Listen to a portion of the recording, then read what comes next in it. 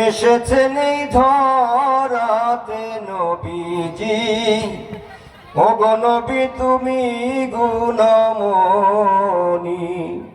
হাজির নাজির গো তুমি, সর্বলোকের ধনী গো নবীজি, সর্বগুণে গুণী।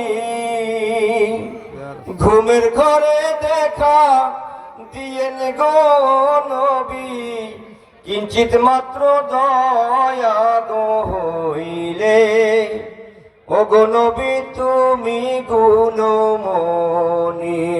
লা ইলাহা ইল্লাল্লাহ, লা ইলাহা ইল্লাল্লাহ, লা ইলাহা ইল্লাল্লাহ, লা ইলাহা ইল্লাল্লাহ, লা ইলাহা ইল্লাল্লাহ, লা ইলাহা ইল্লাল্লাহ। আল্লাহ সারা মাবুদ নাই, নবী বিনে উপায় নাই, বলেন আল্লাহ সারা মাবুদ নাই, নবী বিনে উপায় নাই। সেই নবীকে পাইতে হইলে, সেই নবীকে পাইতে হইলে, কামেল পীরের দয়া চাই। লা ইলাহা ইল্লাল্লাহ, লা ইলাহা ইল্লাল্লাহ, লা ইলাহা ইল্লাল্লাহ, লা ইলাহা ইল্লাল্লাহ। ভাইজান মক্কা মদিনা কত দূর, কেমনে যাব জানি না। মক্কা মদিনা কত দূর, কেমনে যাব জানি না। হায় হায় দয়া করো দয়াল আল্লাহ, দয়া করো দয়াল আল্লাহ, নসিব করো মদিনা। লা ইলাহা ইল্লাল্লাহ, লা ইলাহা ইল্লাল্লাহ, লা ইলাহা ইল্লাল্লাহ।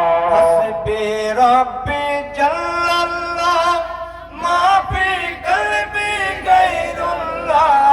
হাসবি রাব্বি জাল্লাল্লাহ, মা ফি কলবি গায়রুল্লাহ।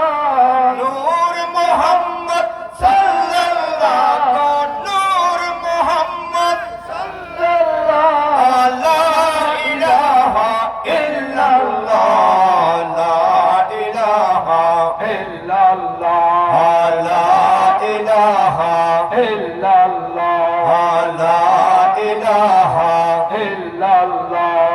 হায়াতের মালিক তুমি আল্লাহ, মওতের মালিক তুমি আল্লাহ। হায়াতের মালিক তুমি আল্লাহ, মওতের মালিক তুমি আল্লাহ। ওই কবরের মালিক তুমি আল্লাহ, ওই হাসরের মালিক তুমি আল্লাহ। লা ইলাহা ইল্লাল্লাহ, লা ইলাহা ইল্লাল্লাহ, লা ইলাহা ইল্লাল্লাহ, লা ইলাহা ইল্লাল্লাহ। জিনা বাবা কদ ইয়াম মুদ্দদ ইয়াম ইহসান, কত ইয়া রহমান ইয়া হান্নান ইয়া মান্নান। লা ইলাহা ইল্লাল্লাহ, লা ইলাহা ইল্লাল্লাহ, লা ইলাহা ইল্লাল্লাহ, লা ইলাহা ইল্লাল্লাহ, লা ইলাহা ইল্লাল্লাহ, মুহাম্মাদুর রাসূলুল্লাহ সাল্লাল্লাহু আলাইহি। সকলে মহব্বতের সঙ্গে জিকির করবেন আল্লাহু আল্লাহু আল্লাহু আল্লাহু আল্লাহু আল্লাহু আল্লাহু আল্লাহু আল্লাহু আল্লাহু আল্লাহু আল্লাহু আল্লাহু আল্লাহু Allah ho Allah ho Allah ho Allah ho Allah ho Allah ho Allah ho Allah ho Allah no thal chaina murshid jar Allah no thal চাহিনা মুর্শিদ যাইতে তোমার সঙ্গে লয় আমার মনের কাহালে হু আল্লাহ হু আল্লাহ আমার মরণের কালে আতর গোলাপ না ছিটায় আমার মরণের কালে আতর গোলাপ না ছিটায় সুরেশ শরীর রোজার পানি মুর্শিদিকে বেলার ওজুর পানি আমার অঙ্গে ছিটায় আর কোন ধন চাই না গো মুর্শিদ যাইতে তোমার সঙ্গে লয় যাইতে তোমার সঙ্গে লয় আমার মনের কাহালে আহো আল্লাহ হো আল্লাহ আমার মরণের কালে মরে কিন কাপড় না পরায় আমার মরণের কালে মরে কিন কাপড় না পরায় শরীর সিরাতে না মুর্শিদ চন্দের সিরাতে না আমার অঙ্গে জড়ায় আর কোন ধন চাই না গো মুর্শিদ যাইতে তোমার সঙ্গে লয় যাইতে তোমার সঙ্গে লয় আমার মরণের কাহালে আল্লাহ হো আল্লাহ হো আল্লাহ আমার মরণের কালে ঝাড়ের ওই বাসনা কাটিও আমার মরণের কালে ঝাড়ের ওই বাসনা কাটিও শরীর হাতের লাঠি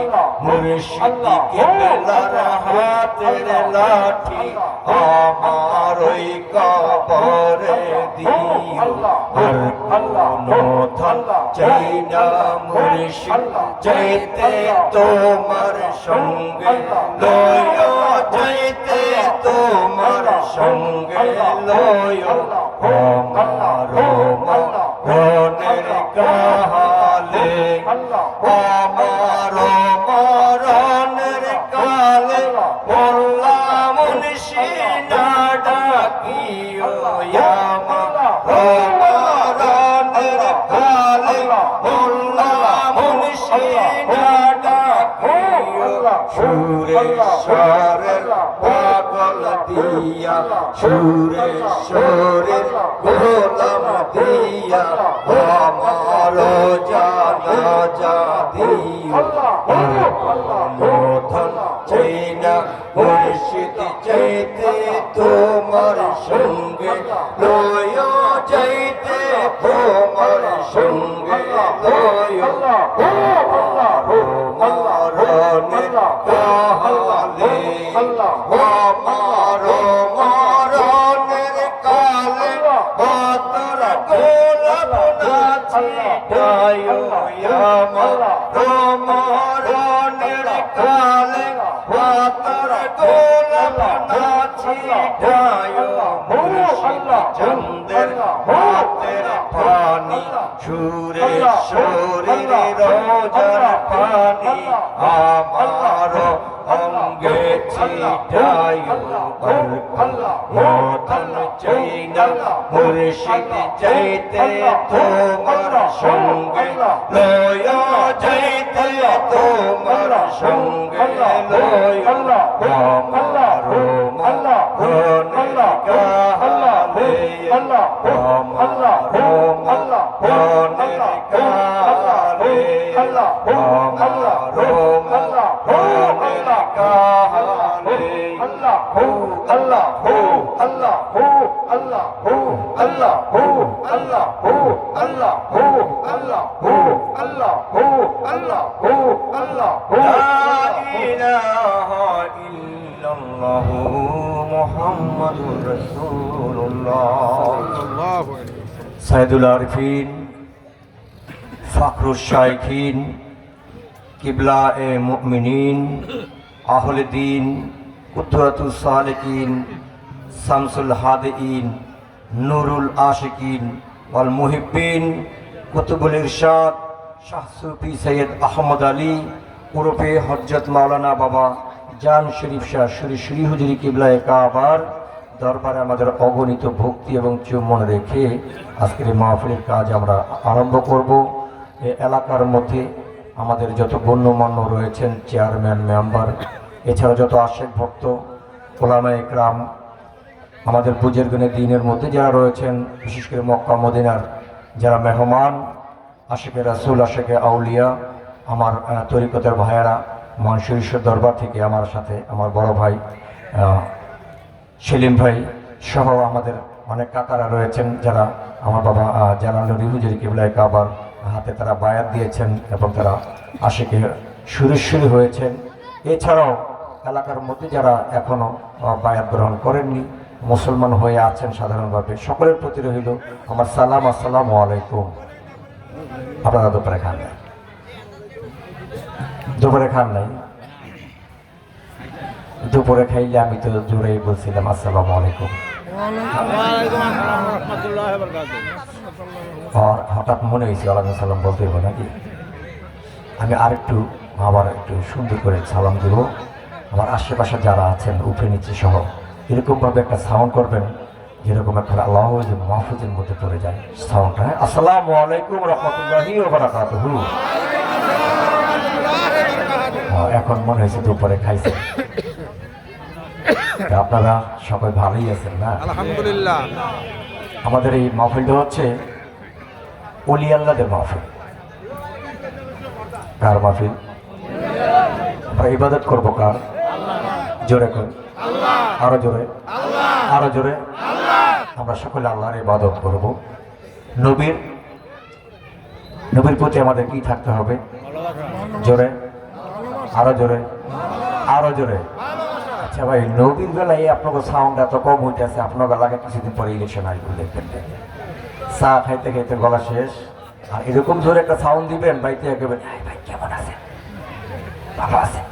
আর আমার নবীজির সময় নবীজির প্রতি মহব্বত, নবীজির আরো জোরে, নবীর প্রতি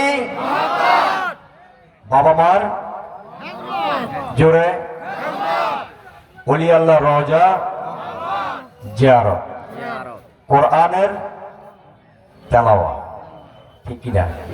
আছে না নাই? আমি কয়টা বলছি? আল্লাহর ইবাদত, নবীর প্রতি মহব্বত, বাবা মার খেদমত, ওলি আল্লাহ রওজা জিয়ারত, কোরআনের তেলাওয়াত। লাগবো কি লাগবো? বাদ দেওয়া যাবে কোনোটা? কোনোটাই বাদ দেওয়া যাবে না। যাই হোক, আলোচনা আসলে আমি তো এরকম কোনো মাওলানা সাহেব না, মুফতি সাহেব না, জীবনে কোনোদিন মাদ্রাসায় লেখাপড়া করি নাই। এই আপনাকে দোয়ার বরকতে আর কি তিনি কথা টথা বলার সাহস লাগে। আপনারা তো সকলেই হাত তুলছিলেন, আপনারা মুরিদ হইছেন। মুরিদের অর্থ কি? মরা। আবার অনেকে মুরিদ হয় না, তারা বায়াত নিছে। বায়াতের অর্থ কি? বিক্রি হওয়া। বায়াতের বাংলা হচ্ছে বিক্রি। এখন আপনারা হাটের থেকে একটা গরু কিনে আনছেন, গরুটার আপনি মারতেও পারবেন, জবাই করতে পারবেন, আবার ভালো ভালো খাওয়াইতেও পারবেন। গরুটা কি আপনার সাথে কিছু বলবো, প্রতিবাদ করব? আপনারা যখন বিক্রি হয়ে গেছেন তো আমাদের আর কোনো প্রতিবাদ। অনেকেই আমাদেরকে অনেক কথা বলবে, আমরা বেদাত করি, আমরা শিরিক করি, আমরা ভণ্ডের দল, আমরা ভালো না। এই কথা বলে অনেকে বলবো। কেন বলবো? আমার নবীজি বলেছেন, আমি মোহাম্মদের আগে দল ছিল ৭২, আমি মোহাম্মদের পরে দল হবে কয়টা? জোরে কর। বাড়ছে না কমছে? 73 দল আছে না নাই? প্রত্যেকটা 73 দলের মধ্যেই মসজিদ আছে, মাদ্রাসা আছে, কোরআন শরীফ আছে, হাদিস শরীফ আছে, সবাই একই সূরা পড়ে, সবাই একই তেলাওয়াত করে, একই অর্থ করার পরেও আমার সমস্যা আছে না নাই দেশের মধ্যে? দেখেন সহজ ভাষায় কোরআনের মধ্যে প্রথমেই বলতেছে এটা এরকম একটা কোরআন যার মধ্যে কোনো সন্দেহ নাই। এরকম একটা কোরআন যার মধ্যে কোনো সন্দেহ নাই, এটা বুঝবো একমাত্র যারা মুত্তাকি। কইছে না যে মৌলানা সাহেব বলবো, হাফেজ সাহেব বলবো, কারি সাহেব বলবো, ডিসি সাহেব বলবো, এসপি সাহেব বলবো, এগুলি বলে নাই, বলা হচ্ছে মুত্তাকিনরা বলবো। এই সে কোরআন যার মধ্যে সন্দেহ নাই। যদি সন্দেহ নাই থাকে, এক কোরআন পরে আপনি বলেন নবী নূর, ওই কোরআন পরে আপনি বলেন নবী মাটি, সন্দেহ আছে না নাই? একই কোরআন পড়ার পরে আপনি বলছেন নবীজি ইলমে গায়েব জানে, আরেক দল বলতেছে না নবীজি ইলমে গায়েব জানে না, তাকে সন্দেহ আছে? কেউ বলতেছে আমাদের নবীজি হাজির এবং নাজির, কেউ বলে না নবীজি হাজির হইতে পারে না, তার মানে সন্দেহ আছে? আসলে কোরআনের মধ্যে সন্দেহ নাই, সন্দেহ আমাদের নিজের মধ্যে। কারণ নবীজি বলেছেন আমার আগে ছিল 72 দল, আমার পরে হবে 73 দল, এর মধ্যে একটা দল থাকবে আমার সত্যের উপরে, আর বাদ বাকি যাবে ফেতনা ফেসাদের মধ্যে। ফেতনা ফেসাদ আছে না ভাই? আপনারা সবাই নামাজ পড়েন, কম কেউ বেশি, যাই পড়েন, কম পড়েন আর বেশি পড়েন, প্রত্যেকটা মানুষ কিন্তু নামাজের মধ্যে যায় আপনারা সূরা ফাতিহা পাঠ করেন, করেন কি করেন না? সূরা ফাতিহার মধ্যে আপনারা কি বলেন? সূরা ফাতিহার মধ্যে আপনারা বলেন বিসমিল্লাহির রহমানির রহিম, আলহামদুলিল্লাহি রাব্বিল আলামিন, আর রহমানির রহিম, মালিক ইয়াউমিদ্দিন। আলহামদুলিল্লাহি রাব্বিল আলামিন, সকল প্রশংসা কার? জোরে কোন কার? আমরা যদি প্রশংসা নাও করি, তারপর আল্লাহর প্রশংসা আছে, আছে না নাই? সকল প্রশংসা আল্লাহর, যে আল্লাহ বিশ্ব জগতের প্রতিপালক। কোনো সন্দেহ আছে? ভুল কথা। তারপর আমরা কি বলি? রহমানির রহিম, মালিক ইয়াউমিদ্দিন, আপনি কিয়ামত দিনের মালিক। ইয়াকা নাবুদু ওয়া ইয়াকা নাস্তাইন, আমরা তোমারই ইবাদত করি, তোমার কাছে সাহায্য চাই। কার কাছে চাই? আল্লাহর কাছে। কার কাছে চাই? আল্লাহর কাছে। তারপরে বলা হচ্ছে কি? ইহদিনাস সিরাতাল মুস্তাকিম, আল্লাহ আমাকে সহজ একটা পথ দেখাও। কি পথ? কেন নামাজ যেতে দাঁড়াইলাম, এটা কি সহজ পথ না? নামাজ যদি সহজ পথই হয়, এই পথের মধ্যে প্রতিদিন 5 ওয়াক্ত নামাজে যত রাকাত নামাজ পড়বেন, প্রত্যেকটা রাকাতের মধ্যে আপনি বলতেছেন আল্লাহ আমাকে সহজ পথ দেখাও। তার মানে বোঝা গেল পথ একটা সহজ, একটা কঠিন। একটা পথ আপনি প্রতিদিনই নামাজের মধ্যে আল্লাহর কাছে চাচ্ছেন, এখন সেই পথটা আছে না নাই? কোথায় আছে? গায়রিল মাগদুবি আলাইহিম ওয়ালাদ-দাল্লিন, আমিন। হে আল্লাহ, তুমি আমাকে ওই পথে নাও যেই পথে তোমার প্রিয়জনরা গেছে, ওই পথে নিও না যেই পথটা অভিশপ্তের পথ। যেই পথে আল্লাহর প্রিয়জনরা গেল সেটাতে সঠিক পথ। এখন আমরা তো সুরেশ্বরের মানুষ, আমাকে ভণ্ডের দল, তারপরে আমরা বেদাত করি, শিরিক করি, এগুলি মানুষের সাধারণ দৃষ্টিতে এরকম মনে হয়। আল্লাহ তুমি আমাকে ওই পথটা দেখাও যে পথে তোমাদের প্রিয়জনরা চলে গেছে। এখন প্রিয়জন কারা? প্রথমত নবী, রাসূল, সালেহীন, সাদিকিন, মুত্তাকিন, আউলিয়া ইকরাম, তারা হচ্ছেন সহিহ পথ। ঠিক না বেঠিক? এখন আমাদের সুরেশ্বর দরবার মাজার আছে না? অনেকে ওয়াজে বলে মাজার শিরিক, কয় কি কয় না? আচ্ছা, আমাগো সুরেশ্বর কি আগে মাজার হয়েছে না আদম নবীর মাজার আগে হয়েছে? আদম নবীর মাজার আছে না নাই? আদম নবী থেকে মুহাম্মদ নবী পর্যন্ত অসংখ্য নবী এই দুনিয়ার মধ্যে আল্লাহ পাক প্রেরণ করেছেন, প্রত্যেকটা নবীরই মাজার শরীফ আছে, আছে না নাই? কিছু কিছু মাজার শরীফ নষ্ট করে দেওয়া হয়েছে। এখন বোঝা গেল নবীদের যেহেতু মাজার আছে, আমরা কোন পথটা ধরবো? যে পথটা হচ্ছে আল্লাহর রহমতের পথ। এই পথের মধ্যে যারা আছে, কারা আছে? আদম নবী থেকে মোহাম্মদ নবী পর্যন্ত আমাদের মোহাম্মদ নবীর মাজার আছে না নাই? যদি বিশ্বাস না হয় আপনাদের মোবাইলের মধ্যে সার্চ দিবেন মোহাম্মদ নবীর মাজার দেখবেন এসে গেছে। মোহাম্মদ নবীর যদি মাজার থাকে তাকে শিরিক, বেদাত, গুনাহ। মোহাম্মদ নবীর পরে আহলে বায়াতে পাকে পাঞ্জাতন প্রত্যেকেরই মাজার আছে। মাজার কি হারা কি শিরিকি কাজ করতেছে? পাক পাঞ্জাতন তো পরে হয়েছে, নবীজি আগে হয়েছে। যদি মাজার খারাপ হইতো পাক পাঞ্জাতন তো বলতো না মাজার ভাঙ্গো, কইছি কইতো না। কিন্তু তারা কিন্তু মাজার নবীজির এই ব্যাপারে কোনো আলাপ আলোচনা করছে না। পাক পাঞ্জাতন থেকে শুরু করে 4 জন ইমাম আছে আমাদের, প্রত্যেকটা ইমামের মাজার আছে। 4 জন প্রধান প্রধান তরিকতে ইমাম আছে, তাদেরও মাজার আছে। এখন বোঝা গেল যারা রহমতের পথে আছে তাদের মাজার, আর যারা রহমতের পথে নাই তারা এর বিপক্ষে। পরিষ্কার না? এখন কথা হচ্ছে এই যে সুন্দর পরিষ্কার হয়ে গেল, তারপরে আমরা নামাজের মধ্যে একটা পথ খুঁজতেছি। কি পথ? সহি পথ। সেই পথটা কোন পথ? এই যে ওলি আল্লাহর পথ। পরিষ্কার পাওয়া যেতেছে কিনা?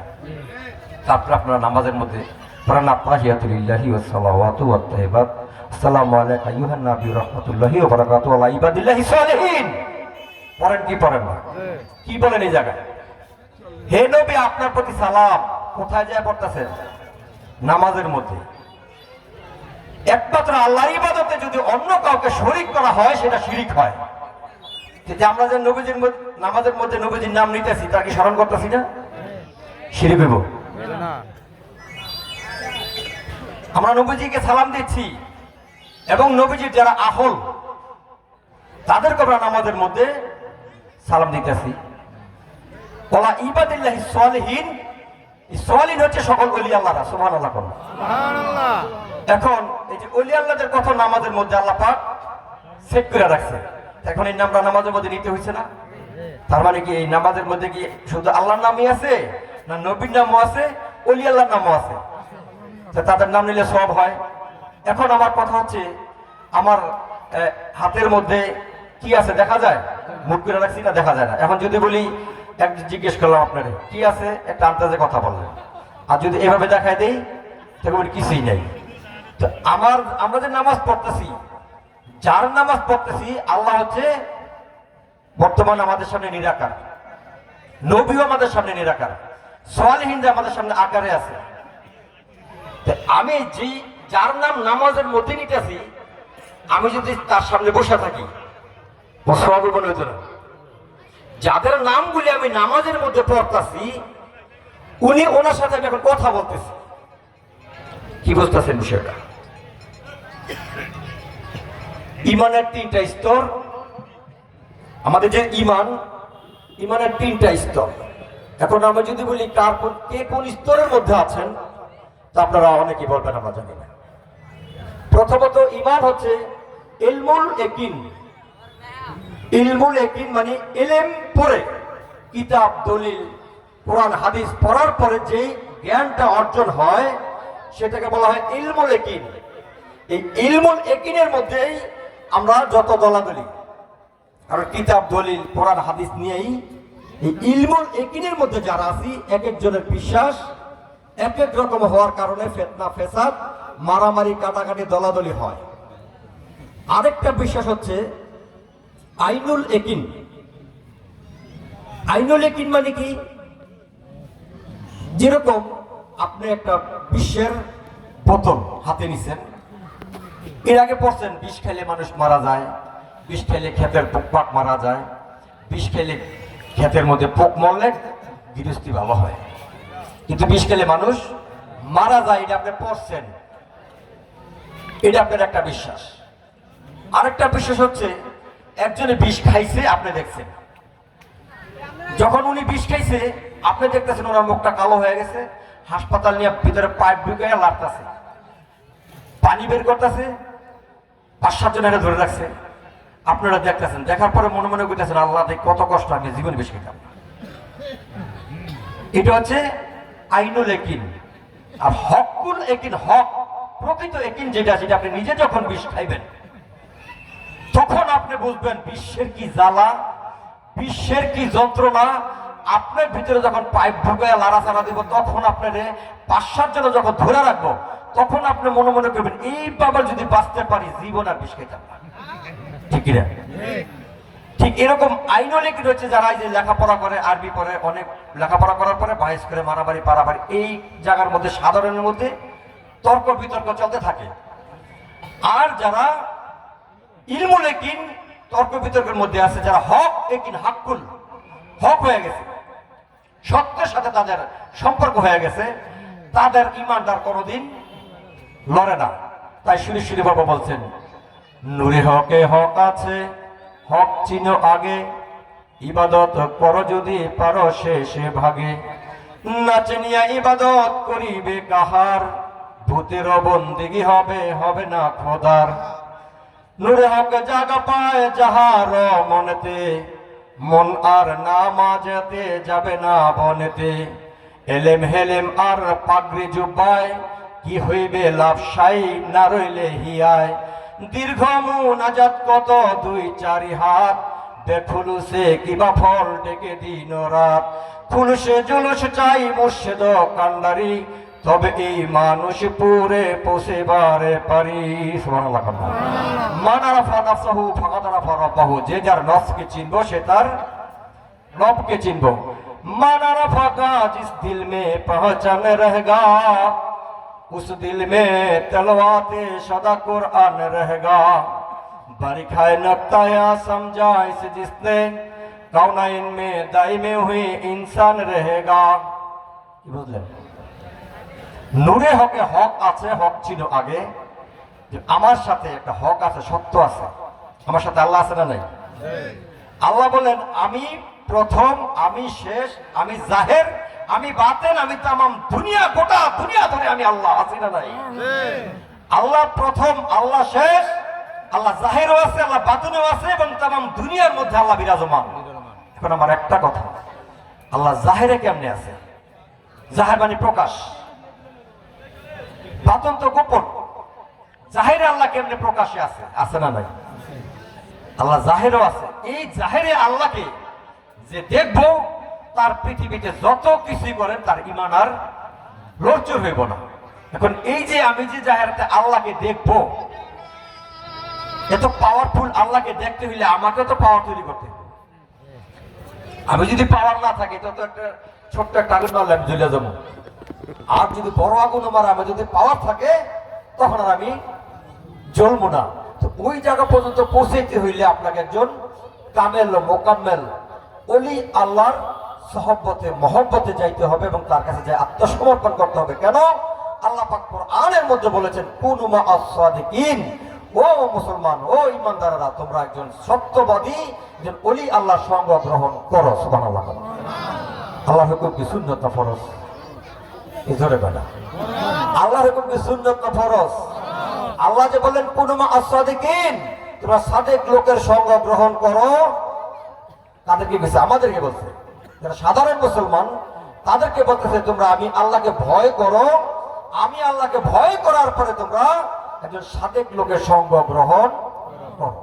সত্যবাদীর অন্তর্ভুক্ত না হইলে আপনি সত্য হইতে পারবেন না। পথটা দেখাইব কে? মুর্শিদ। মুর্শিদ নামক একজন বস্তু এই দুনিয়ার মধ্যে আছে, যাদের নাম আপনার নামাজের মধ্যে পড়তেন, সোয়ালেহীন। নামাজের মধ্যে যাকে পড়েন, ওই লোকটার কাছে আমরা যাইতে হবে। ওই লোকটা দুনিয়াতে আছে না নাই? আল্লাহ পাক কোরআনের মধ্যে বলেন, তোমরা পৃথিবীর মধ্যে মানুষ যাই করো, আমি আল্লাহ সবকিছু দেখতে পাই, আমার রাসূলও দেখতে পায়, এবং যারা মুমিন তারাও দেখতে পায়। এখন আল্লাহ পাক দেখে তার কুদরতি চোখে, রাসূল দেখে কোন চোখে, ওলি আল্লাহরা দেখে কোন চোখে? আল্লাহ বলেন হাদিসে কুদসির মধ্যে, যে বান্দা আমার হয়ে যায়, আমি তার যখন হয়ে যাই, ওই বান্দা আর বান্দার মধ্যে থাকে না, তার হাতগুলি আমি আল্লাহর হাত হয়ে যায়। সুবহানাল্লাহ। উনি ওই হাতটা যা ধরে, আমি আল্লাহই ধরি। সুবহানাল্লাহ। ওই বান্দা যখন হাঁটে, উনি হাঁটে না, আমি হাঁটি। সুবহানাল্লাহ। ওই বান্দা যখন কোনো কিছু দেখে, তখন উনি দেখে না, আমি দেখি। সুবহানাল্লাহ। যে আল্লাহ যে তার ভিতরে ঢুকছে, আল্লাহর পাওয়ারটা যে ইলমটা যে তার নূরটা এই যে তার ভিতরে ঢোকার কারণে আল্লাহ যেরকম দেখতে পায় একজন ওলি আল্লাহ ঠিক ওরকমই দেখতে পায়। এখন আমরা যারা বিশেষ করে তরিকতের লোক আমাকে সুরি কি আমাকে দেখতেছে আসতে পায়, যার যার মুর্শিদ কিবলাকে দেখতেছে। কোরআনের মধ্যে আল্লাহ পাক বলছেন এই কথা যে আমি যেরকম দেখি ঠিক মুমিন যারা মুমিন তারাও ঠিক এরকম দেখতে পায়। কিভাবে দেখে? তারা আমার চোখ দিয়ে দেখে।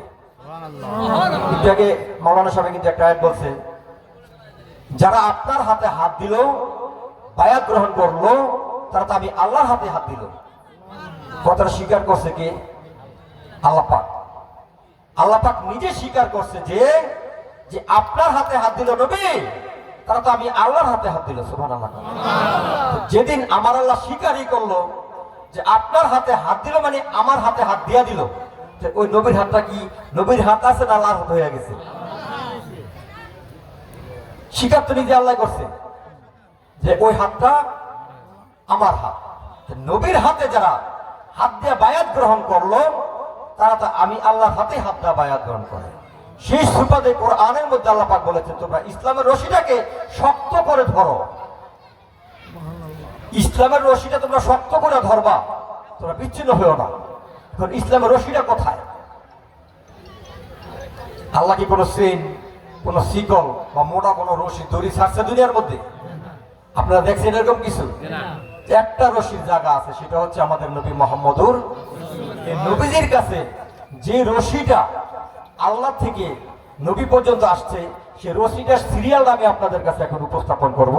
আমাদের নবীর কাছে যে হাতটা ছিল, সেই হাতের সাথে মিলাই দিয়েছেন আবু বকর সিদ্দিক রাদিয়াল্লাহু তাআলা, তার হাতের সাথে হাত রাখছেন সালমান ফার্সি, তার হাতের সাথে হাত রাখছেন কাসিম ইবনে মুহাম্মদ, সেই ইবনে মুহাম্মদের কাছে হাত রাখছেন ইমাম মুসা কাজিম, ইমাম মুসা কাজিমের হাতে হাত রাখছেন ইমাম মুসা রেজা, ইমাম মুসা রেজা হুজুরের কাছে হাত রাখছেন আলী রেজা, ইমাম আবু হানিফ নৌমিনী, শেখ মারুফ কালখি, আবুল হোসেন সবুরি শকতি, জুনায়েদ বগদাদি, জুনায়েদ তাকা, আবুল শিবলি, কাসিম নাসারাবাদী, আবুল আলী দাক্কার, আহমদ কাসিম কোশাইরি, আবু আলী ফারমদি, খাজা ইউসুফ হামদানি, আব্দুল খালেক গেলদওয়ানি, খাজা আরিফ রেজগিরি, ফাগনবী হুজুর, আলী রামিদ আলী, বাবা সেমাসি, শাহ আমির বেলাল, খাজা বাহাউদ্দিন নকশবন্দি, ইয়াকুব চখরি, খাজা ওবায়দুল্লাহ, মাওলানা জাহিদ, মাওলানা মোহাম্মদ দরবেশ, আমকান গাই, খাজা বাকি বিল্লাহ কাবুলি দেহলবি, শেখ আহমদ শের হিন্দি মুজাদ্দেদ আল ফিসানি, হযরত আদম বুনুরি,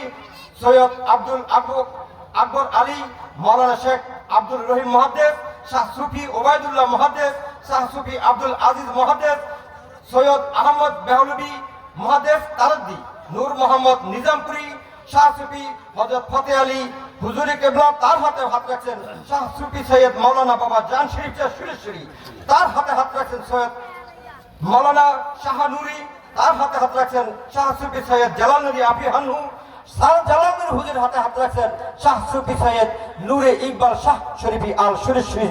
সচিৎকার দেখবেন সুবহানাল্লাহ। এই হচ্ছে রশি। এই রশির বাইরে একমাত্র তরিকতের মধ্যে এটা হচ্ছে আমাদের মুজাদ্দিদিয়া তরিকা। আরেকটা তরিকত রয়েছেন হচ্ছে কাদরিয়া এবং চিশতিয়া, আমাদেরটা হচ্ছে নকশবন্দি এবং মুজাদ্দিদিয়া। এবং এই কাদরিয়া এবং চিশতিয়ার ঠিক সেম ইমাম হচ্ছে আমাদের ইমাম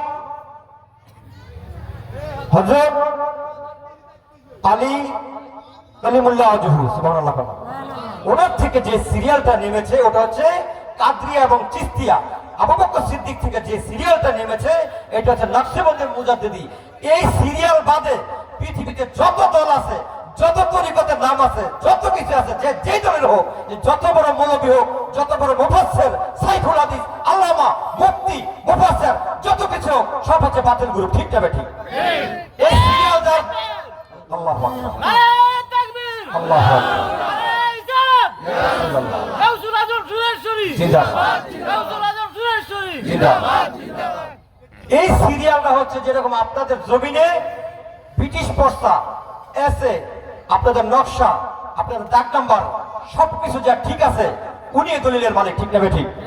আর যদি আপনার সিএস আরএস নকশা নাম্বার না থাকে, আপনি কিন্তু দলিলের জবরদস্তি করতে পারবেন। জোর করে রাখতে পারবেন, কিন্তু প্রকৃতভাবে আপনি কিন্তু জমির মালিক না। ঠিক দেশের মধ্যে বর্তমানে হাইব্রিড মুসলমান তৈরি হইতে চাইতেছে, হাইব্রিড ইসলাম। এই দেশে ইসলাম আনছে কারা? সর্বপ্রথম শাহজালাল, শাহপরান সহ 60 আউলিয়া, 360 আউলিয়া, 12 আউলিয়া এই দেশের মধ্যে সর্বপ্রথম ইসলাম আনেন। যখন এই ভারতবর্ষের মধ্যে কোন লা ইলাহা ইল্লাল্লাহ মুহাম্মদুর রাসূলুল্লাহ, কোন কালেমার দাওয়াত ছিল না, কোন মসজিদ ছিল না, কোরআন ছিল না, জিকির ছিল না, তাসবিহ ছিল না, তাহলিল ছিল না, তখন ওলি আল্লাহরা আমাদের এই দেশের মধ্যে সর্বপ্রথম ইসলাম আনেন। ঠিক না ঠিক? এখন হাইব্রিড মুসলমান এসে বলতেছে এরা সব বিদআত, এরা সব শিরিক, এরা বাদ। কয় কি কয় না? শাহজালাল তার মাজার ভাঙতে হইব, কইছে কি কইছে না? এটা কি বেয়াদবির লক্ষণ কিনা?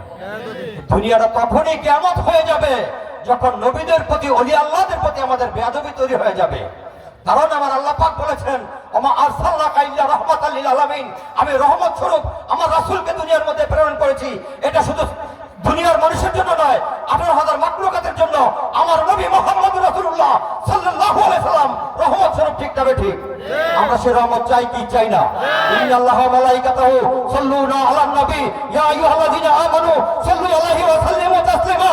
আমার আল্লাহ বলেন, আমি সর্বক্ষণ রহমতের ফেরেশতাদেরকে নিয়ে প্রতিদিন 70,000 রহমতের ফেরেশতাদেরকে নিয়ে আমি সর্বক্ষণ আমার বন্ধুর উপরে দরুদ ও সালাম পেশ করতে থাকি। ও ঈমানদার, ও মুমিনেরা, ও আমার রাসূলের আশিকেরা, তোমরা আমার নবীর প্রতি দরুদ ও সালাম পেশ করো। চিৎকার দিয়ে বলুন সুবহানাল্লাহ। আমরা কি সালাম দিতে চাই কি চাই না? অনেকে আবার হাইব্রিড মুসলমান আছে, হেরা কয় নবীর প্রতি বিরাট শিরক, তিনি বিদআত শিরক, কয় কি কয় না? আল্লাহ যে জায়গাতে হুকুম করছে, আমি প্রতিদিন 70,000 রহমতের ফেরেশতাদেরকে নিয়ে আমার বন্ধুর প্রতি সালাম পেশ করতে থাকি। ও ঈমানদার, সবাই কয় নাই, কয় নাই মুফতি সাহেব আপনি আসেন, মুফাসসির সাহেব কইছে না, ডিসি সাহেবও কইছে না, এসপি সাহেবও কইছে না, পণ্ডিত সাহেবও কইছে না। যারা ঈমানদার তাদেরকে বলছে। তাই ঈমানদার কারা? আন-নাবিয়্যু আওলা বিল মুমিনিনা মিন আনফুসিহিম। যারা ঈমানদার, নবী যারা ঈমানদার তাদের কাছে আপনি তাদের জীবনের চাইতে বেশি প্রিয়। সুবহানাল্লাহ, চিৎকার দিয়ে বলেন নবীকে জীবনের চাইতে যতক্ষণ পর্যন্ত আপনি বেশি ভালো না বাসতে পারবেন ততক্ষণ পর্যন্ত আপনি ঈমানদারই হইতে পারবেন না। আর ঈমানদার না হইলে আপনি নামাজ পড়তে পারবেন, এটা দেখানো হবে। ঈমানদার না হইলে আপনি রোজা করতে পারবেন, দেখানো হবে। ঈমানদার না হইলে আপনি হজ করতে পারবেন, দেখানো হবে। আপনাকে আগে ঈমানদার হইতে হবে। আর ঈমানদারের শর্ত হচ্ছে নবীকে জীবনের চাইতেও বেশি ভালোবাসতে হবে। হুকুমকার আল্লাহ। এখন আমরা কি মিলাদ শরীফ, দুরূদ শরীফ পড়ি কি পড়ি না? ওইটা নাকি বেদাত। আল্লাহ নিজে পড়তেছে। আমার আল্লাহ বলেন, আমি সৃষ্টির শুরু থেকে কিয়ামত পর্যন্ত প্রতিদিন 70,000 রহমতের ফেরেশতা। আজকে যে ফেরেশতা পড়ার সুযোগ পায়, আগামীকালকে তার সুযোগ নাই, কিয়ামত পর্যন্ত তার সুযোগ নাই। কিয়ামত পর্যন্ত শুধু একটা বারিশ তারা রহমতের ফেরেশতার উপর, রহমতের ফেরেশতারা আমার নবীজির উপর দুরূদ ও সালাম পড়ার সুযোগ পায়। ওই ঈমানদার, তোমরা তো সর্বক্ষণই পড়ো না কেন? ঈমানদার তো সব সময় ফাঁকে ফাঁকে না, ঈমানদার সবসময় নবীজির দুরূদ পড়বো কেন? ওই যে বলেছেন, আমার বন্ধুর প্রতি আমি সবসময় রহমত প্রেরণ করতে থাকি। এখন আমার যদি কোনো রহমতের প্রয়োজন হয়, আমি কোথায় যাব? আপনাদের এলাকায় যদি রাস্তাঘাটের প্রয়োজন হয়, ব্রিজ কালভার্টের প্রয়োজন হয়, সাহায্যের প্রয়োজন হয়, আপনারা কোথায় যাবেন? আপনাদের এলাকার চেয়ারম্যান মেম্বারের কাছে যাবেন। চেয়ারম্যান মেম্বার যাবেন আপনার মন্ত্রী সাহেবের কাছে। মন্ত্রী যে সংসদ উত্থাপন করব, আমার এলাকায় রাস্তা দরকার, কালভার্ট দরকার, স্কুল দরকার, মাদ্রাসা দরকার, মসজিদ দরকার। আপনি এই জায়গায় সারাদিন চিৎকার পারলে শুনবো না? শুনবো না। আপনার বলতে হবে আপনার এলাকার প্রতিনিধির কাছে। আমার আল্লাহ রহমত পাঠায় প্রতিদিন সর্বক্ষণ তার নবীর উপর। আপনার যদি রহমতের প্রয়োজন হয়, আপনি আবার নবীজির উপরে দুরূদ শরীফ পড়তে থাকবেন। নবীজি থেকে আপনার কাছে দুরূদ রহমত আসতে থাকবে। আমার রহমত দরকার আছে না নাই? জাগর রহমত দরকার নাই, তারা পড়ানোর দরকার নাই। আমাদের রহমতের দরকার আছে। আল্লাহ হুকুম দিছেন, আমরা সর্বক্ষণ নবীজির উপরে দুরূদ শরীফ পড়তে চাই কি চাই না? চাই কি চাই না? জোরে করে চাই কি চাই না? পিছন থেকে ভাইয়েরা কয় না, আমার যুবক ভাইয়েরা কয় না। আপনারা দুরূদ শরীফ পড়তে চান কি চান না? দুই হাত তুলে দেখা তো কারা কারা চান? অনেকে হাত তুলে নেই।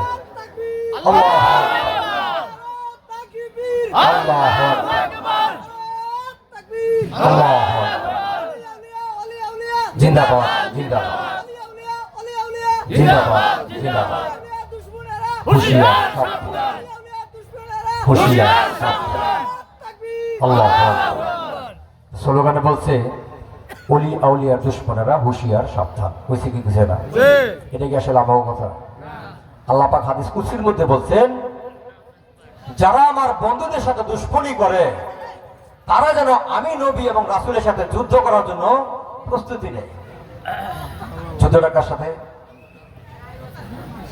আল্লাহর সাথে আর নবীর সাথে তাদের যুদ্ধ এখন পৃথিবীর সব অস্ত্র একসাথে করে যদি আল্লাহর সাথে যুদ্ধ করতে যাই সম্ভব না আল্লাহর সাথে ঘন ঘন বৃষ্টি দিবে যাবে সব শেষ আছে না নবীর সাথে যদি আমাদের যুদ্ধ করতে হইব না ওলি আল্লাহদের পক্ষে থাকলে আর যদি তাদের বিরোধিতা করি দুশমনী করি তাহলে আল্লাহর পক্ষ থেকে আমাদের জন্য ঘোষণা হচ্ছে কি যারা ওলি আল্লাহদের বিরোধিতা করবে তাদের জন্য সংবাদ কি আমি আল্লাহর সাথে যুদ্ধ করার জন্য প্রস্তুত তো আল্লাহর সাথে দুশমনী করলে আপনি কি জান্নাতে যেতে পারবেন সম্ভব আমি তো নামাজ পড়ি আমি তো অনেক নামাজ পড়ি আমি কি জান্নাতে যাবো না এইবার একটা কথা শোনেন খুব দামি একটা কথা আমরা যে নামাজ পড়ি সবাই পড়ি কি পড়ি না এই জায়গায় বাইরে সবাই কিন্তু কম বেশি পড়ি কেউ যদি প্রতিদিন নাও পড়ি জুম্মার দিন যাই অনেকে জুম্মার দিন না গেলেও ঈদের দিন যাই যাই কি যাই না এই যে আমরা নামাজ পড়ি সূরা কেরাত তাসবিহ তাহলিল যা আছে সব সহি সহি করে পড়লাম একজন মুফতি সাহেবের আলেম সাহেবের জিজ্ঞাসা যে হুজুর আমার নামাজটা কিরকম হয়েছে উনি বলবে 100-100 হয়েছে নামাজটা 100-100 হয়েছে কেন সূরা ছিল আমার সহি রুকু ছিল সহি সিজদা ছিল সহি সব কিছু সহি তুমি 100-100 পাইছো একজন ওলি আল্লাহর কাছে যায় এই নামাজটার কথাই বলবেন উনি বলবে তুমি পাইছো 0 কথাটা কিরকম হয়ে গেল না কিরকম হয়ে গেল আরে বরিশাল শহরে বাবা জান শরীফ সুরেশ্বরী হুজুরি কিবলায়ে কাবা সফরত অবস্থায় বরিশাল যখন সফর করতেছেন ওই এলাকার মধ্যে অনেক লোকজনই ছিল লোকজনেরা বলতেছে সুরেশ্বর থেকে ভণ্ড পীর আইতাছে মাজার পূজারি আইতাছে মহিলারা লই একবারে জিকির করে এই ধরনের লোক আইতাছে ঢোল বাদ্য বাজায় হুজুর হইছে ভণ্ড আজকে হুজুর এলাকায় আসলে আমরা সবাই ধরবো এইটা বলার পরে এলাকার মধ্যে গ্রুপিং এলাকার মধ্যে দলাদলি ওই সময় বাবা সুরেশ্বরী যখন সফরত অবস্থায় একটা মসজিদ সামনে সবাইকে বলতেছে চলো আমরা নামাজে যাই এবার সকলে নামাজে যাইব এবার আগে দিনে কিন্তু আপনারা দেখতেন ওই পুষ্করিতে নামার সময় এই ছোট ছোট খাট ইয়া থাকে না আপনাদের এলাকায় এই সুপারি গাছ আছে নাইকল গাছ আজকে থেকে 100-150 বছর আগে কিন্তু এগুলি ছিল এখন তো টিউবওয়েল বা বড় বড় কল বের হয়ে গেছে ওই সময় পুষ্করির মধ্যে যাইয়া বাবা সুরেশ্বরী উজু করতেছেন উজু করা অবস্থায় উনি দেখতেছেন 2-3 পানি উপর দিকে মেলা মারতেছে এইটা আবার অনেকে দেখছে দেখা পরে কোথাও দেখছে উজু থেকে বন্ডামি শুরু করছে এরকম বলতেছে তখন উনি নামাজে চলে আসলেন এবং নামাজ শুরু হয়ে গেল ইমাম সাহেব নামাজ পড়াইতেছে আল্লাহু আকবার সূরা কেরাত সব ঠিক রুকু সিজদা সব ঠিক সালাম ফিরেছে বাবা সুরেশ্বরী হা কি নামাজ পড়তে এলাম এটা হার কিনের নামাজ সুবহানাল্লাহ উনি তো বলছে আল্লাহর নামাজ হার কিনের নামাজ হইল কেমনে মুফতি সাহেবের কাছে গেলে এটা সহি নামাজ সুরেশ্বরী বাবা বলতেছে হার কিনের নামাজ এই কথা বলার পরে এলাকার মানুষ তো গরম হয়ে গেছে সারা জীবন 70 বছর 80 বছর যাবত নামাজ পড়তাছি আর এই বন্ড হুজুরি বলে আমাকে নামাজ নাকি আমাকে হুজুরের ইমাম সাহেবের নামাজ নাকি হার কিনের নামাজ হুজুরের হিসাবের দর্শে বাবা সুরেশ্বরী আপনার এই কথা বলতে আপনি এই কথা কেন বললেন আমরা তো আল্লাহ নামাজ পড়ছি আপনি কেন বলেন হার কিনের নামাজ তোমাকে হুজুরের জিগাও কালকে এক জায়গায় এশার নামাজ পড়া উনি এক বাড়িতে গেছে মিলাদ শরীফ পড়তে গেছে পরে ওই বাড়িতে হার কিন রেখে পরের দিন সকালে আইছে উনি নামাজের মধ্যে দাঁড়ায় দাঁড়ায় সূরা কেরাত ঠিকই পড়তেছে কিন্তু ওনার মনটা ছিল হার কিনের দিকে সুবহানাল্লাহ ওনার মনটা ছিল হার কিনের দিকে মন তো থাকবো আল্লাহর দিকে আমি তো ওনার ফলো করতেছি একটা দায়িত্বের বেজাল ইমাম আমি ইমাম যেদিকে যাবে আমি ওদিকে যাবো তো উনি যখন যেদিকে যায় আমি যাইতে যেতে দেখলাম উনি হার কিনের কাছে যেতেছে আল্লাহর কাছে যায় না আপনাকে মনে হয় কি হয় না নামাজের মধ্যে দাঁড়ালে এরকম হয় না। সূরা কারা ঠিক আছে, পোশাকও খুব সুন্দর সুন্দর পোশাক থাকে, সিনটিন ময়রা পরিষ্কার একটা আতর গোলাপ নাই কে নামাজ পড়তে গেছেন, নামাজে যখন দাঁড়াইছেন মনটা খুব এই একদিকে যাইতেছে গা। এরকম আছে যারা পরীক্ষার্থী হেও খালি মনে হয় আল্লাহ আমার যদি একটু পাশ করাই দিত। আছে কি আছে না? যার মায়া বিয়ে হইতেছে না উনি চিন্তা করতেছে আল্লাহ আমার মায়াটা যদি তাড়াতাড়ি বিয়ে হয়ে যেত। ফসল ফলাইছেন উঠাইবেন, বৃষ্টি বৃষ্টি বাপ নামাজে দিকে বৃষ্টির কথা মনে হইতেছে আল্লাহ যদি বৃষ্টি হয় ফসল নষ্ট হয়ে যাবে। আর নামাজ পড়তে গেছেন আল্লাহ আপনি বৃষ্টি বৃষ্টি চিন্তা করলে তো আপনার আল্লাহ নামাজ হবো না বৃষ্টি নামাজ হবো। এই আল্লাহর নামাজ পড়তে যাইয়েও একজন কামেল মোকাম্মেল আল্লাহর অলির সহবতে যাইতে হবে। তখন ওই সুরে সুরে বাবাই কথা বলার পর ইমাম সাহেব জিজ্ঞেস আপনি কি এই নামাজের মধ্যে নাকি হার কিনে চিন্তা করছেন? তো হ আমি তো ওই যে কালকে তোমার বাড়িতে মিলাদ পড়তে গেছি না, মিলাদ পড়তে গিয়ে যে হার কিনে রাখিয়েছি এটা আমার নামাজের মধ্যে মনে হয়ে গেছে। তখন বুঝতে পারলো হুজুর তো ঠিকই কইছে, এত কামালদার হুজুর। পিছন থেকে জানি কইতেছে যে এই হুজুরে যে কইলো ওই যে পানি ঠিক করলো এইবারই ঘটনামি করলো এটা ঠিক করলো। তখন হুজুর বলতেছে শোনো আমি যখন হুজু অবস্থায় ছিলাম এই বরিশাল শহরের মধ্যে আমার এক ভক্তের দোকান আছে, ওই আশেপাশে আগুন লাগছে দোকানের মধ্যে। আমার ভক্ত যখন আমার নাম নিয়ে ডাকছে বলো সুরেশ্বরী, তখন আমার ওই অজু অবস্থায় ওই জায়গা থেকে পানি উপর দিকে মারছি। মারার পরে কি হয়েছে এখন এই এলাকাতে সবাই তো জানে না, জানে। পরে খবর নিয়ে দেখলো এলাকার আশেপাশে দোকানগুলি পড়ছে আর ওই দোকানে ওই বরাবর বৃষ্টি হচ্ছে। এটা তো অলি আল্লাহর কেরামত, আল্লাহর কি কুদরত, নবীর মজেজা। অলি আল্লাহর কেরামত স্বীকার করতে হবে। যে অলি আল্লাহর কাছে কেরামত আছে উনি এই অলি আল্লাহ, এছাড়া কে অলি আল্লাহ না। পরিষ্কার। যার কাছে পীর, আপনার নাইগল গাছও পীর আছে, সুপারি গাছও পীর আছে, ভণ্ড পীর আছে, পেশালের পীর আছে, অনেক ধরনের পীর আছে, কিন্তু কামেল পীর কামেল অলি এটা খুব কম খুঁজা পাওয়া যায়। এটা যদি নসিবে থাকে মাওলানা সাহেব আয়াত বইলা গেছে আল্লাহ যাকে পছন্দ করে মনোনীত করে তার জন্য একজন মুর্শিদ নিযুক্ত করে দেয়। এই জন্য আপনাকে কাঁদতে হবে। তাই তো বাবা সুরেশ্বরী একজন ভক্ত ছিল, তার বাড়ি ছিল ভারতে। উনি সবসময় নামাজ পড়তেন, জিকির করতেন। জিকিরের মধ্যে উনি খালি কাঁদতো আর আল্লাহর কাছে বলতো আল্লাহ তুমি আমার একটা কামেল পীর ধরাই দেয়। আপনারা কি চান? কামেল পীর। আপনারা এটা চান না, মিশা কথা বলতেছেন। আপনারা বলতেছেন আল্লাহ তুমি আমার ফোলাটারে বিয়ে পাশ করাই যেমন গ্রামের মধ্যে প্রতিষ্ঠিত হইতে পারে, আমার মায়ের যদি ভালো একটা জায়গা বিয়া দিয়ে দিও। আপনি বলতেছেন আল্লাহ আমার ব্যবসা বাণিজ্যের উন্নতি করে দিও। আল্লাহ আমি যেন গ্রামের মধ্যে মান সম্মান বজায় রাখতে পারি। আল্লাহ মরণের সময় আমার কবরের মধ্যে যেন আযাব না হয়। আল্লাহ তুমি আমার বেহেশতে লইয়া দেও। এটি তো চাইছেন, কিন্তু কোনোদিন কইছেন আল্লাহ তুমি যে আমাদেরকে বানাইলা আমি তো তোমার দুনিয়াতে দেখলাম না। একটা দিন কইছেন কত শক্ত করে বুকে হাত দিয়ে, একটা দিন একটা দিনও করলে আল্লাহ তোমার দেখতে চাই। যে আল্লাহ এত মহব্বত করলো বান্দাকে, এত মহব্বত এত ইজ্জত দিয়া এই দুনিয়ার মধ্যে পাঠাইলো, আমরা দুনিয়ার মধ্যে এসে দুনিয়া ডিব্বা নিলাম, আল্লাহকে ভুলিয়ে গেছি। ঠিক না ঠিক? আজান দিলে মাঝে মাঝে নামাজ পড়তে যাই, আল্লাহ আল্লাহ মুখে মুখে কই, ঠিক না? আর এই নামাজের মধ্যে দুইটা প্রকার আছে। একটা হচ্ছে আপনার যে আমরা রুকু সিজদার মাধ্যমে যেই নামাজটা পড়ি, এটা হচ্ছে এক পদের সালাত। আর একটা সালাওয়াত আছে দমে দমে, এটা কোরআনের কথাই পরিষ্কার, দমের মধ্যে জিকিরে, এই দুই পদের সালাত। এখন দুই পদের মধ্যে একটা তো ওয়াক্তিয়া সালাত আর একটা হচ্ছে দাইমি সালাত। দুইটা সালাতের মধ্যে পার্থক্য হচ্ছে এটার মধ্যে ওঠা বসা আছে, আর ওই হলে সবসময় দমে দমে আপনার জিকির করতে হবে। যেরকম মাদ্রাসায় যখন আপনারা যান আপনাদেরকে বলা হয় এই ছাত্ররা কোরআনের দিকে তাকাও, এই ছাত্ররা বোর্ডের দিকে তাকাও, এই ছাত্ররা স্যারের দিকে তাকাও, হুজুরের দিকে তাকাও, কয় কি কয় না? যখন স্কুলে যান এই ছাত্ররা বোর্ডের দিকে তাকাও, এই আমার দিকে তাকাও, কয় কি কয় না? আর ওলি আল্লাহর দরবারে গেলে কি কয়?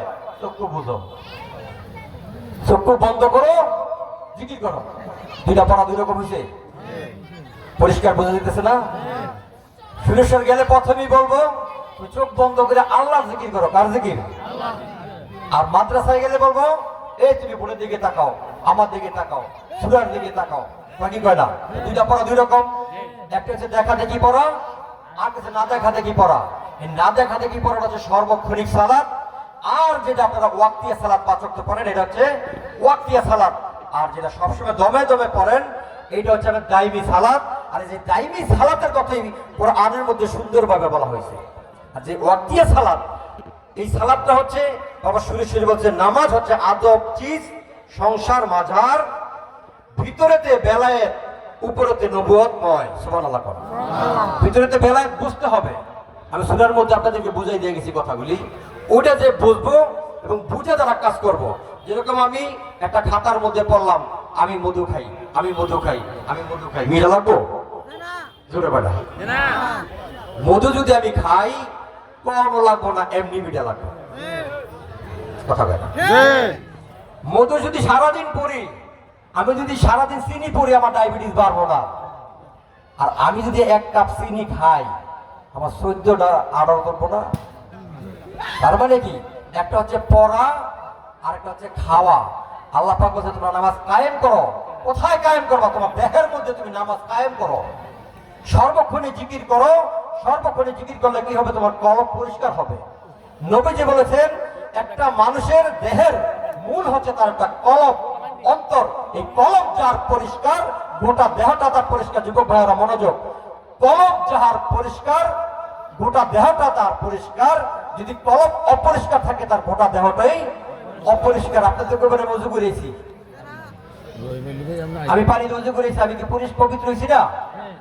আপনি পানি দিয়ে উজু করছেন, আপনি পরিষ্কার হয়েছেন। পরিষ্কার আর পবিত্র এক জিনিসটা। পবিত্র হলো আপনি যখনই কলবে পরিষ্কার করতে পারবেন তখনই আপনার গোটা দেহটা পবিত্র হবে। কলব পবিত্র করতে হলে যেতে হবে কোথায়? একটা পবিত্র মানুষের কাছে। ওই পবিত্র মানুষের কাছে গেলে ওই পবিত্র মানুষের তাওয়াজ্জু, তার একটা দৃষ্টি আছে। কোন দৃষ্টি? ওই যে আল্লাহ পাক বলেন ফাসায়ারাল্লাহু আমালাকুম ওয়া রাসূলুহু ওয়াল মুমিনুন, যারা মুমিন তারা সবকিছু দেখতে পায়। কোন চোখে? আল্লাহ চোখ দিয়ে তারা দেখে। ওই আল্লাহ চোখ দিয়ে যখন আপনার কলবের দিকে তাকাইবো সাথে সাথে আপনার কলব জারি হয়ে যাবে। সুবহানাল্লাহ। তখন আপনি আর মুখে বলতে হবে না আল্লাহ, আপনার ভিতর থেকে অটোমেটিক জিকির হবে আল্লাহু আল্লাহ, অটোমেটিক। এটা মুখে চিল্লাচিল্লি করতে হবে। তার মানে কি আপনার জিকির জারি হয়ে গেছে, কলব জারি হয়ে গেছে। এরকম দেহের মধ্যে অনেকগুলি মকাম আছে, এগুলি তরিকতের বিষয়, এগুলি আমরা অন্য জায়গায় আলাপ করবো। এখন তো আমরা একটা জায়গায় আসছি একটু অন্যরকম আলাপ করার জন্য। যাই হোক, যে কথাটা বলতেছিলাম, বাবা সুরেশ্বরীর কাছে একজন লোক মুরিদ ভারত থেকে, উনি সবসময় নামাজ পড়ে এবং জিকির করে আর আল্লাহর কাছে বলে আল্লাহ তুমি আমার একটা কামেল পীর ধরায় দাও।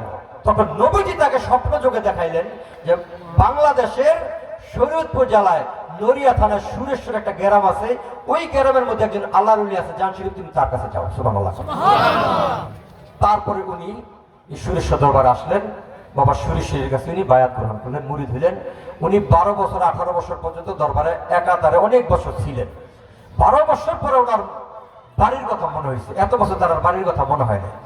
ওই যে পোলাপেন খেলে না, উনি দেখতেছে পোলাপেন খেলে, ওই দেখার পরে ওনার মনে হয়েছে আরে আমি না বাচ্চারা খেয়েছিলাম বাড়িতে।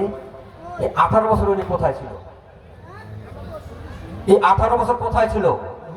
নবীজি কিন্তু হাদিসের মধ্যে বলেছেন যতক্ষণ পর্যন্ত তুমি তোমার স্ত্রী, পরিজন, সংসার, সন্ততি, তোমার ধন দৌলত সবকিছু এরকম কি তোমার জীবনের চাইতে যতক্ষণ পর্যন্ত তুমি তোমার নবীকে মুহাম্মদকে ভালো না বাসতে পারবা ততক্ষণ পর্যন্ত তুমি ইমানদারি হইতে পারবা না। সুবহানাল্লাহ। উনি 18 বছর পর্যন্ত সব ভুলে গেছে। 18 বছর পরে দেখে কি কিছু ঘোরাঘাড়া পোলাপান খেলতেছে, এর মধ্যে যাইয়া উনি মনে হয়েছে আরে আমি না বাড়িতে পোলাপান রেখেছিলাম। পীর ভাইকে বলতেছে ভাই আমি যাও।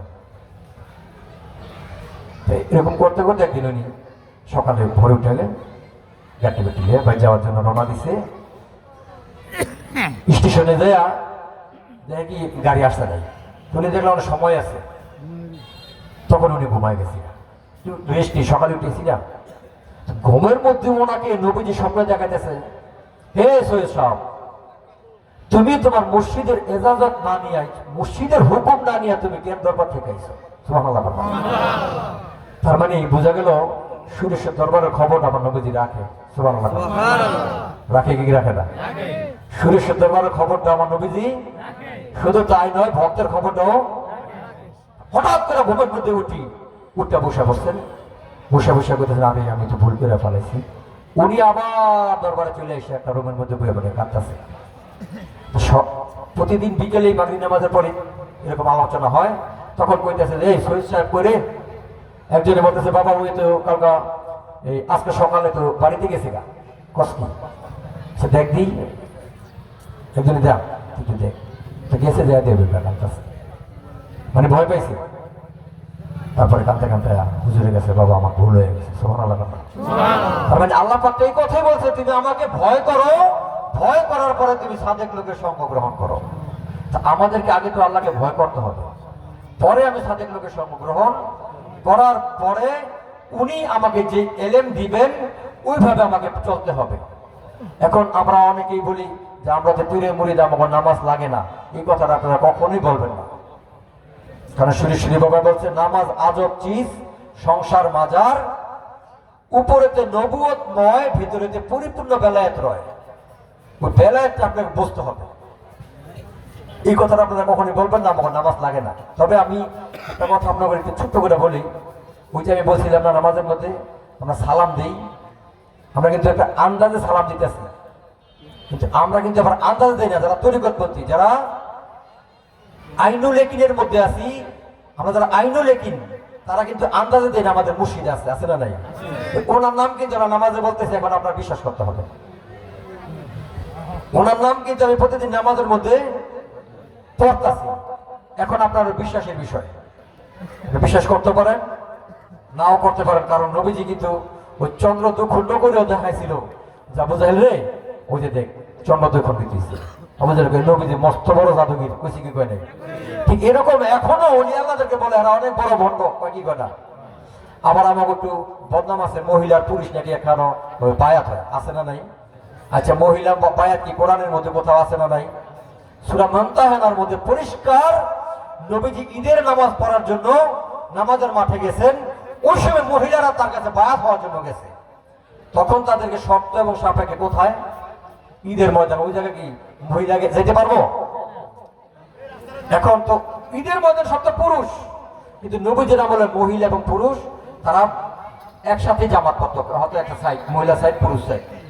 এখন অনেকে কয় যে সুরেশ্বর মহিলা পুরুষ একসাথে, এরা শরীয়ত ভালো করে না। আচ্ছা আমাদের ইসলামের প্রাণ কেন্দ্র কোথায়? মক্কা শরীফ। কথা বলে মক্কা শরীফ কিনা? আচ্ছা মক্কা শরীফ কি কাবা কি একটা না দুইটা? যখন তাওয়াফ করে তখন মহিলা পুরুষকে একসাথে করে না ভাগ ভাগ করে? ওই জায়গায় কি শরীয়ত দরকার আছিল না নাই? এটাই তো শরীয়ত, চোখের সামনেই তো শরীয়তটা ঘটতেছে না সবাই একসাথে। শুধু একসাথে না তো, এই দেশ থেকে এক মহিলা গেছে, পুরুষ ঠিক মতো করে নাই, দেখা গেছে আফ্রিকানে কালাপাড়ার হাতে ধরতেছি, কিছু করার নাই, ধরতে হইব, দূরা করতে হইব। তো দেখে না পুরুষের হাতে ধরছে কি ধরছে না? ওই জায়গার মধ্যে মহিলা পুরুষ ভিন্ন আছে? ভিন্ন নাই। কবরস্থানের মধ্যে মহিলা পুরুষ একসাথে মাটি দেয়? ভিন্ন মাটি দেয়। প্রস্তাব তো একটাই। আপনাকে বাজারের মধ্যে মহিলা পুরুষ, মহিলা বাজার পুরুষ বাজার এরকম ভিন্ন আছে? অটো গাড়ির মধ্যে কি মহিলা ড্রাইভার ভিন্ন, পুরুষ ড্রাইভার ভিন্ন? বাসের মধ্যে কি মহিলা বাস পুরুষ বাস ভিন্ন আছে? বাজারের মধ্যে এটা মহিলারাই মার্কেট বাচ্চা বাজার, পুরুষের ওই বাচ্চা বাজার দেবে, এরকম আছে? আমাকে তো এরা কোন শরীয়ত পালন করতেছে বলতেছি না। মহিলা পুরুষ পুরুষের একসাথে, শরীয়ত তো একসাথেই থাকবো। আমার মাই গেছে, আমার স্ত্রী গেছে, আমার বাচ্চা গেছে, এবার আমি কই রাখবো? হ্যাঁ সাথে আমি থাকবো না? মানে যারা মুরিদ হয় নাই তারা দূরে থেকে দেখতেছে ওই যে বেডা আর মহিলা, আসলে যে বেডা না, আমি যে বাপ, ওরা যে আমার স্ত্রী, ওই জায়গায় যে আমার মায়, এটা তো জানে না, ওই জায়গায় বেগেনা পুরুষ বেডা হ্যাঁ গেছে বেডার চোখে। আর যারা আশেকের চোখে দেখতে যায় তারা আর পৃথিবীর মধ্যে খারাপ কেউকে দেখে না। এরকম হযরত ওমর ফারুক উনি বলেছেন আমি দুনিয়ার মধ্যে আমি একমাত্র আল্লাহ ছাড়া আর কিছুই দেখি না। সুবহানাল্লাহ। আবু বকর সিদ্দিক উনিও তাই বলেছেন আমি আল্লাহ ছাড়া দুনিয়াতে আর কিছুই দেখি না। আলী কালিমুল্লাহ রাজু উনিও বলেছেন আমি আল্লাহ ছাড়া আর কিছুই দেখি না। কোরআনের মধ্যে এই কথাই বলেছেন তোমাদের চক্ষুটা আগে ঠিক করো, হে মুমিন চক্ষুটাকে পর্দা করো, চক্ষুর পর্দা। এই চক্ষুটা আমি যতক্ষণ পর্যন্ত পর্দা করতে না পারবো, আমার যদি কাবা শরীফের ইমামতিও দেয় তারপর আমি দুষ্টামি করবো না। কারণ আমার তো দেহের মধ্যে দুষ্টামি আছে। আমাদের সাথে একটা দুষ্ট আছে না, ইমাম ইবলিস আছে না। আমার যদি ওই জায়গাতে ইমামতি দেয় আর আমার ভিতরে যদি খান্নাস থাকে, ওই জায়গাতে আমি একই কথা বলবো। আর আমার মন চোখ যদি ভালো হয়, আমি পৃথিবীতে যেই জায়গায় যাবো সব জায়গাতেই আমি ভালোই দেখবো। ঠিক না ঠিক? সুরেশ্বর দরবারে মহিলা পুরুষ আপনারা দেখতেছেন, ঠিক আছে, কিন্তু ওই জায়গার মধ্যে যার যার স্ত্রী, যার যার বাপ, যার যার মেয়ে সন্তান, সবাই একসাথে বইয়া কি করে, হারা জিকির করে কি করে না? মহিলা পুরুষ একটা জিকির করা যাবে না? কোরআনের মধ্যে বলছেন কি, মুমিন পুরুষ এবং মুমিন নারী উভয়ের বন্ধু। মুমিন হইলে বন্ধু হবে, মুমিন ছাড়া না। উভয়ের বন্ধু। আমরা যারা সুরেশ্বরীকে বিশ্বাস করছি, ভালোবাসছি, আমরা কিন্তু একটা বিশ্বাসের মধ্যে আছি, একটা ইমানের মধ্যে আছি। তাই আমরা আমাদের ভাই বোন মহিলা যারাই আছে, সবাই আমাদের স্ত্রী, আমাদের ভাই, আমাদের বোন, কেউ আমার মেয়ে, কেউ আমার মা, সবাই আমরা একসাথে আছি, এক আল্লাহ জিকির করি। এদিকে রহমত কম না বেশি? সুবহানাল্লাহ। আর আমার মেয়ে যদি আল্লাহর নাম বলতে না পারে, আমি আবার দেখাই দিতেছি না এইভাবে না, এইভাবে করো। আমার স্ত্রীরে দেখা দিতেছি না এইভাবে না, এইভাবে করো। আর যারে ঘরে রাখতাম আমরা তা করতো, একজনের সাথে কথা বলতো, আছে না নাই? এখন কথা হচ্ছে আমাদের দরবারে গান বাজনা আছে না নাই? গানের অনেক প্রথু আছে। নবীজি যখন মক্কা থেকে হিজরত মদিনাতে গেছে, তখন মদিনাবাসীরা খুব আনন্দ প্রকাশ করছে, আনন্দিত হয়েছে। আজকে দেখেন একটু আগে এই জায়গায় গান বাদ্যবাদ্য বাজাইছে না? ঠিক এরকম ওই সময় যা ছিল, 1400 বছর আগে যেরকম ছিল, ঠিক এরকম এই নবীজিকে দেখার পরে তারা আনন্দিত হয়েছে যে মক্কা থেকে আমার নবীজি মদিনা এসে। এরা সবাই নবীজিকে নিয়ে গান গাইতো এবং তারা এই দপ নামক একটা বাদ্য ছিল, বাজায় বাজায় নবীজিকে নিয়ে তারা আনন্দ করছে। তার মানে কি বাদ্য হারাম হয়েছে? আচ্ছা ভাই, যদি বাদ্য হারামই হয়, আপনারা শুনছেন না ইসরাফিল আলাইহিস সালাম নাকি একটা বাঁশি দিয়ে বই দিয়েছে, ফু দিব? শুনছেন? ওটা কি বাঁশি না? তো ওটা ফু দিব? বাঁশি যদি হারাম হয় তো ওইটা আগে বানাইছে কিরা? কথা কথা আল্লাহ বানাইছে। ইসরাফিলের হাতে একটা সিংহা আছে, বাঁশি আছে, ফু দিব, ফু দিলে দুনিয়াটা কিয়ামত হয়ে দেব। ওই বাঁশিটা বানাইছে কে? হারাম বানাইছে। তো ওই বাঁশিটা কি করবো? দুনিয়াটারে কিয়ামত করবো। একটা বাঁশি আল্লাহ বানাইছে, তার মানে বাঁশি হারাম না, ব্যবহারের মধ্যে সেটা হারাম হবে। যেরকম আপনাদের এলাকায় ডাক্তারের দোকানে ফেন্সিডিল পাওয়া যায়, আগে আসলে এখন নাই। ফেন্সিডিল কি জন্য বানাইছে? এটা ডাক্তারে দিত ঠান্ডা লাগলে খাইতে। এখন এটার আপনি কি করতেছেন? খাইয়া ড্রাগিস্ট হইতেছেন। আপনার জন্য এটা হারাম হয়ে গেছে। আর যে ঠান্ডার জন্য খাবো তার জন্য উপকার। যে গানের মধ্যে নবীর নাম, যে গানের মধ্যে ওলি আল্লাহর নাম, যে গানের মধ্যে আমার আল্লাহর নাম, যে গানের মধ্যে শান থাকবো, যে গানের মধ্যে মহব্বত থাকবো, যে গানের মধ্যে আপনার হাসরের কথা মনে হবে, যে গানে আপনার পরকালের কথা মনে হবে, যে গানের মধ্যে আপনার কবরের কথা মনে হয়ে যাবে, ওই সমস্ত গান শোনা হালাল না হারাম? এটা হচ্ছে হালাল গান। আর হারাম গান কোনটা? হারাম গান নাই? হারাম গানের একটা গান আছে, আমি একটা এই গানটা মাঝে মাঝে এক জায়গায় গাই। সোনা বন্ধু তুই আমার ভোতা দাদা কাইটা, আছে না নাই? সোনা বন্ধু তুই আমার ভোতা দাদা কাইটা লাইল হচ্ছে হারাম গান। আর হালাল গান হচ্ছে নবী না মানে যারা,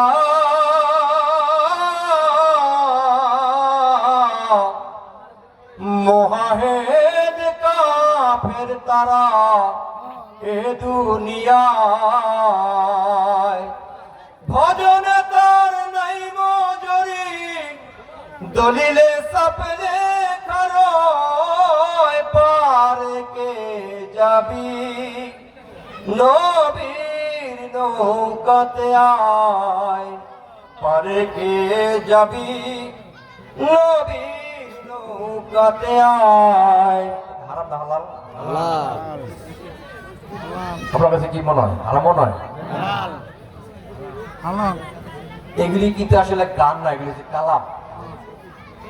কালামগুলির বাদ্যবাদ্যার মাধ্যমে মানুষের হৃদয়ের মধ্যে লাগানোর জন্য এই গানগুলি হালাল গান। এই গানে চোখে পানি আসে।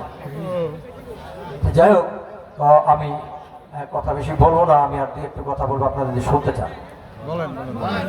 এই যে আমরা নামাজ পড়ি না, নামাজের একটা আয়াত আছে, আল্লাহ পাক কোরআনের মধ্যে বলছেন,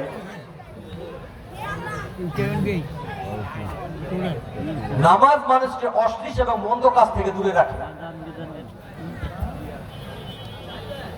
নামাজ মানুষকে অশ্লীল এবং মন্দ কাজ থেকে দূরে রাখে। আর নামাজ কি আমাদের দূরে রাখবো না? আমার যখন আমি নামাজ পড়বো তখন অশ্লীল কাজ থেকে আমার দূরে থাকতেই হবে। কথা বলে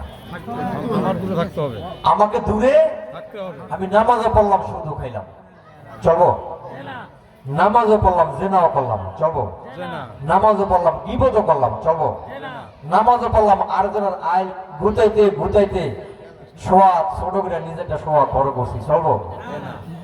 তার মানে নামাজ এরকম একটা বিষয় যেটাতে আপনার পবিত্রতা অর্জন হবে। আর ইবাদতের মধ্যে সর্বশ্রেষ্ঠ হচ্ছে জিকির আকবার, একমাত্র আল্লাহর পবিত্র নাম জিকির, এটা যে সর্বশ্রেষ্ঠ ইবাদত, সর্বশ্রেষ্ঠ ইবাদত। এটা সুরেশ্বর দরবারে কন্টিনিউ চলতে থাকে। সুবহানাল্লাহ। তো আমরা যারা পীরের মুরিদ আছি না নাই, আমার পীরে কি পরীক্ষা নেয় কি নেয় না? একবার এই যে আপনার এলাকা আমরা যে বাড়িতে এসেছি, এই বাড়িতে জালালনুরী বাবা আসতো। আপনার এলাকায় কিন্তু বর্তমান হুজুর আমাদের শাহসুফি সৈয়দ ইকবাল নুরী আল সুরেশ্বরী, ওনাকে আপনার এলাকায় আনতে চায়, চায় কি চায় না? তো ওনাকে আনতে চাইতেছে, উনি কি বলতেছে বাবা আমার এলাকায় একটু যাইবেন, এরকম কয় না হুজুরের? তো হুজুরকে বলতেছে যে বাবা আমার বাড়িতে একটু একদিন যাইবেন। তো হুজুর বলতেছে আমি তোমার বাড়িতে একদিন যাবো, তোমরা সবাই রেডি থাকবা। তো হুজুর কেবলা কি করছেন, একদিন ভক্তের বাড়িতে এসে পড়ছে। ভক্তের বাড়িতে যখন আসছে না, সবাই তো আনন্দে পাগল, হাই হাই হুজুরে আয় পড়ছে, বাবা আয় পড়ছে, ওই পড়তে দেবো, পাগল হয়ে গেছে না। বসতেছে, কেউ উঠবেন না, কেউ উঠবেন না, ওটা ওটি করলে চলবে না, বসেন, লড়াচড়া করবেন না। জিজ্ঞেস করতেছে বাবা আপনি তো আমার বাড়িতে আইসেন, আপনার কি দিলে আপনি খুশি হবেন, কি খাওয়াবো কত? আমার বাজার তো কাছে, গরুর মাংস, হাঁসের মাংস, কই মাছ, রুই মাছ, শিং মাছ, কবুতরের মাংস, কি খাইবেন কর? হুজুর কেবলা বলতেছেন আমি তো তোমার বাড়িতে আইসি, এগুলিতে আমি খাবো না, আমি মানুষের মাংস খাবো। এই কথা যখন বলছে, ভক্তি আর জায়গা ঠিক আছে, হ্যাঁ মানুষের মাংস পাবো কই, এটা কি সম্ভব কোনোদিন? ভক্তের মনটা বেজার হয়ে গেছে। যেমন তেমন মানুষের মাংস হইলে হবে না, ছোট বাচ্চা হইতে হবে, তাও আবার ছেলে। এই কথা বলার পরে ভক্ত বুঝে ফেলেছে, আরে আমার না একটা ছোট বাচ্চা আছে, হুজুর তো এর কথা কয়। এই কথা যখন বলছে ভক্ত চলতে পারে, আচ্ছা এইটা কি কোনোদিন সম্ভব? নিজের বাচ্চারা জবাই করবেন, এরকম সম্ভব? এরকম ইমান কি আমাকে হয়েছে? দেখছেন, একটা তুর্কি দিব মিয়া, ইমান শেষ। আল্লাহর জিনিসটা তো সহজ না, একটা তুর্কি দিব ইমানটা পরীক্ষা করবো, ঠিক না? তারপরে কি করলো, উনি কাঁদতেছে, কাঁদতেছে পরে কাঁদতে কাঁদতে রুম গিয়া যখন দাঁড়াইছে, তার স্ত্রী আবার আসছে, আসে দেখে স্বামী কান্দে। কি গো তুমি কাঁদো কেন? বাবা যা কয় এই কথা যদি আমি তোমার কাছে বলি তুমিও কাঁদবা। এমন কি কইছি বাবা যে আমরা কাঁদবো, বাবা এসে আমরা আনন্দ করবো, আমরা গান বাদ্য বাজাবো, বয়ে তুলে এমন বড় দিকে তোমার যদি বলি তুমিও কাঁদবা। কি কইছি কত? বাবা মানুষের মাংস খাইতে চায়, তার যেমন তেমন মানুষ হইলে হবে না, ছোট বাচ্চা হইতে হবে। মহিলা বোধ যে আমার বাবার পিছিয়ে কথা তো কয়, এখন দুজনে দুইটা জড়ায় কাঁদতেছে। দেখা দাও, দেখা দাও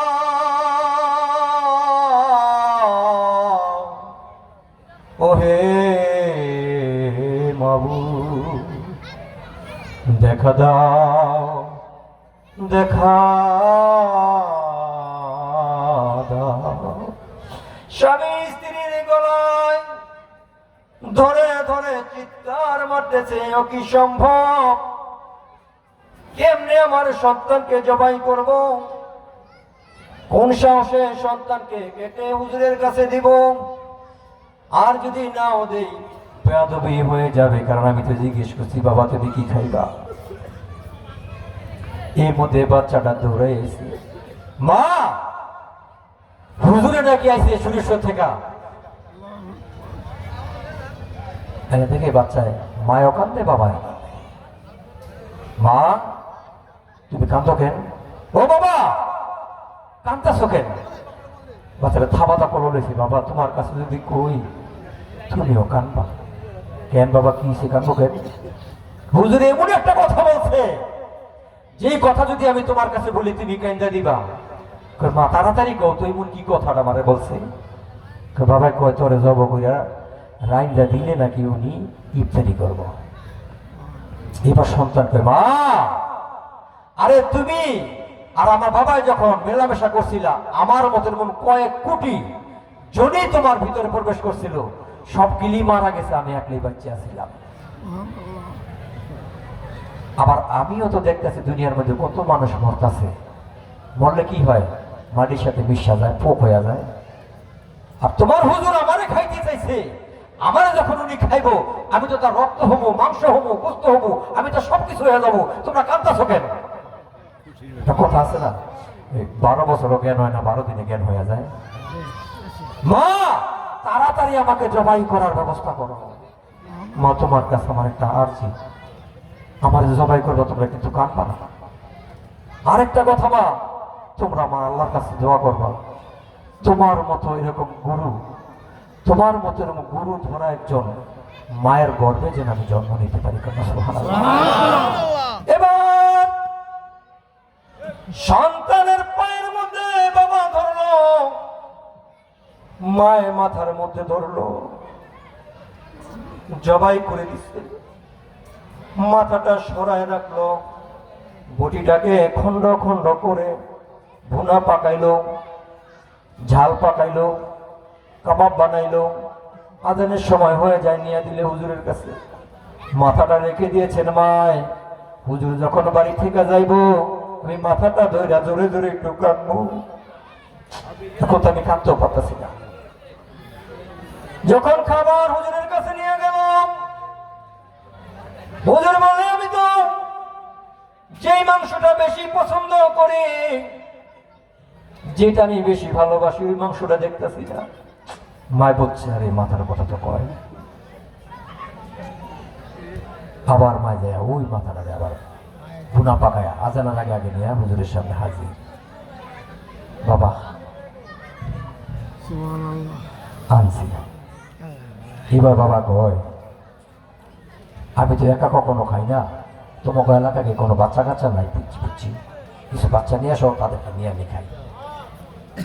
মহিলা সরছে এদিকে, স্বামী সরছে ওদিকে, বাচ্চা খুঁজে যে দেখি বাচ্চাগুলি খেলাধুলা করতেছে, এর মধ্যে দেখি কি তার বাচ্চাটাও খেলতেছে। কত সুবহানাল্লাহ! যে বাচ্চাগুলির মাঝখানে তার বাচ্চাটাও খেলতেছে। আমার নবীজির জীবনীতে এরকম ইতিহাস আছে না নাই? জাবের রাদিয়াল্লাহু তাআলা আনহু, তার 2 সন্তান, কিন্তু নবীজি আসবো তাদের বাড়িতে, খাসি জবাই করেছেন। ওই খাসি জবাই বড় ভাই দেখছে, ছোট ভাই দেখে নাই। দেখে নাই জন্য বড় ভাই জিজ্ঞেস করে ভাই খাসি কেমনে জবাই করছিল আমাকে একটু দেখাইবা? কেমনে দেখাবো? আমি শুমু, তুমি আমার গলা মধ্যে ছুরি চড়াই দেখাইবা। তো বড় ভাই কি করছে, ছোট ভাই গলার মধ্যে ছুরি মেরে দিছে, পরে তো জব হয়ে গেছে।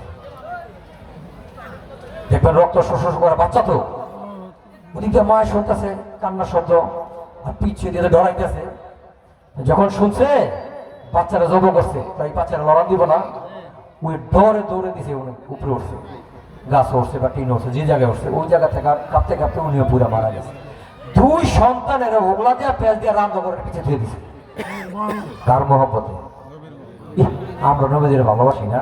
নবীজ আমার মতো মানুষ, এটা আমার মতো মানুষ। তারপরে নবীজি যখন সকল সাহাবাদেরকে নিয়ে ওই বাড়িতে যায়, ওই খাসির মাংস দিয়া বিরিয়ানি পাকাই দিছে, বা রুটি পাকাই দিছে, তরকারি পাকাই দিছে, সকল সাহাবাগুলোকে খাইতে দিছে।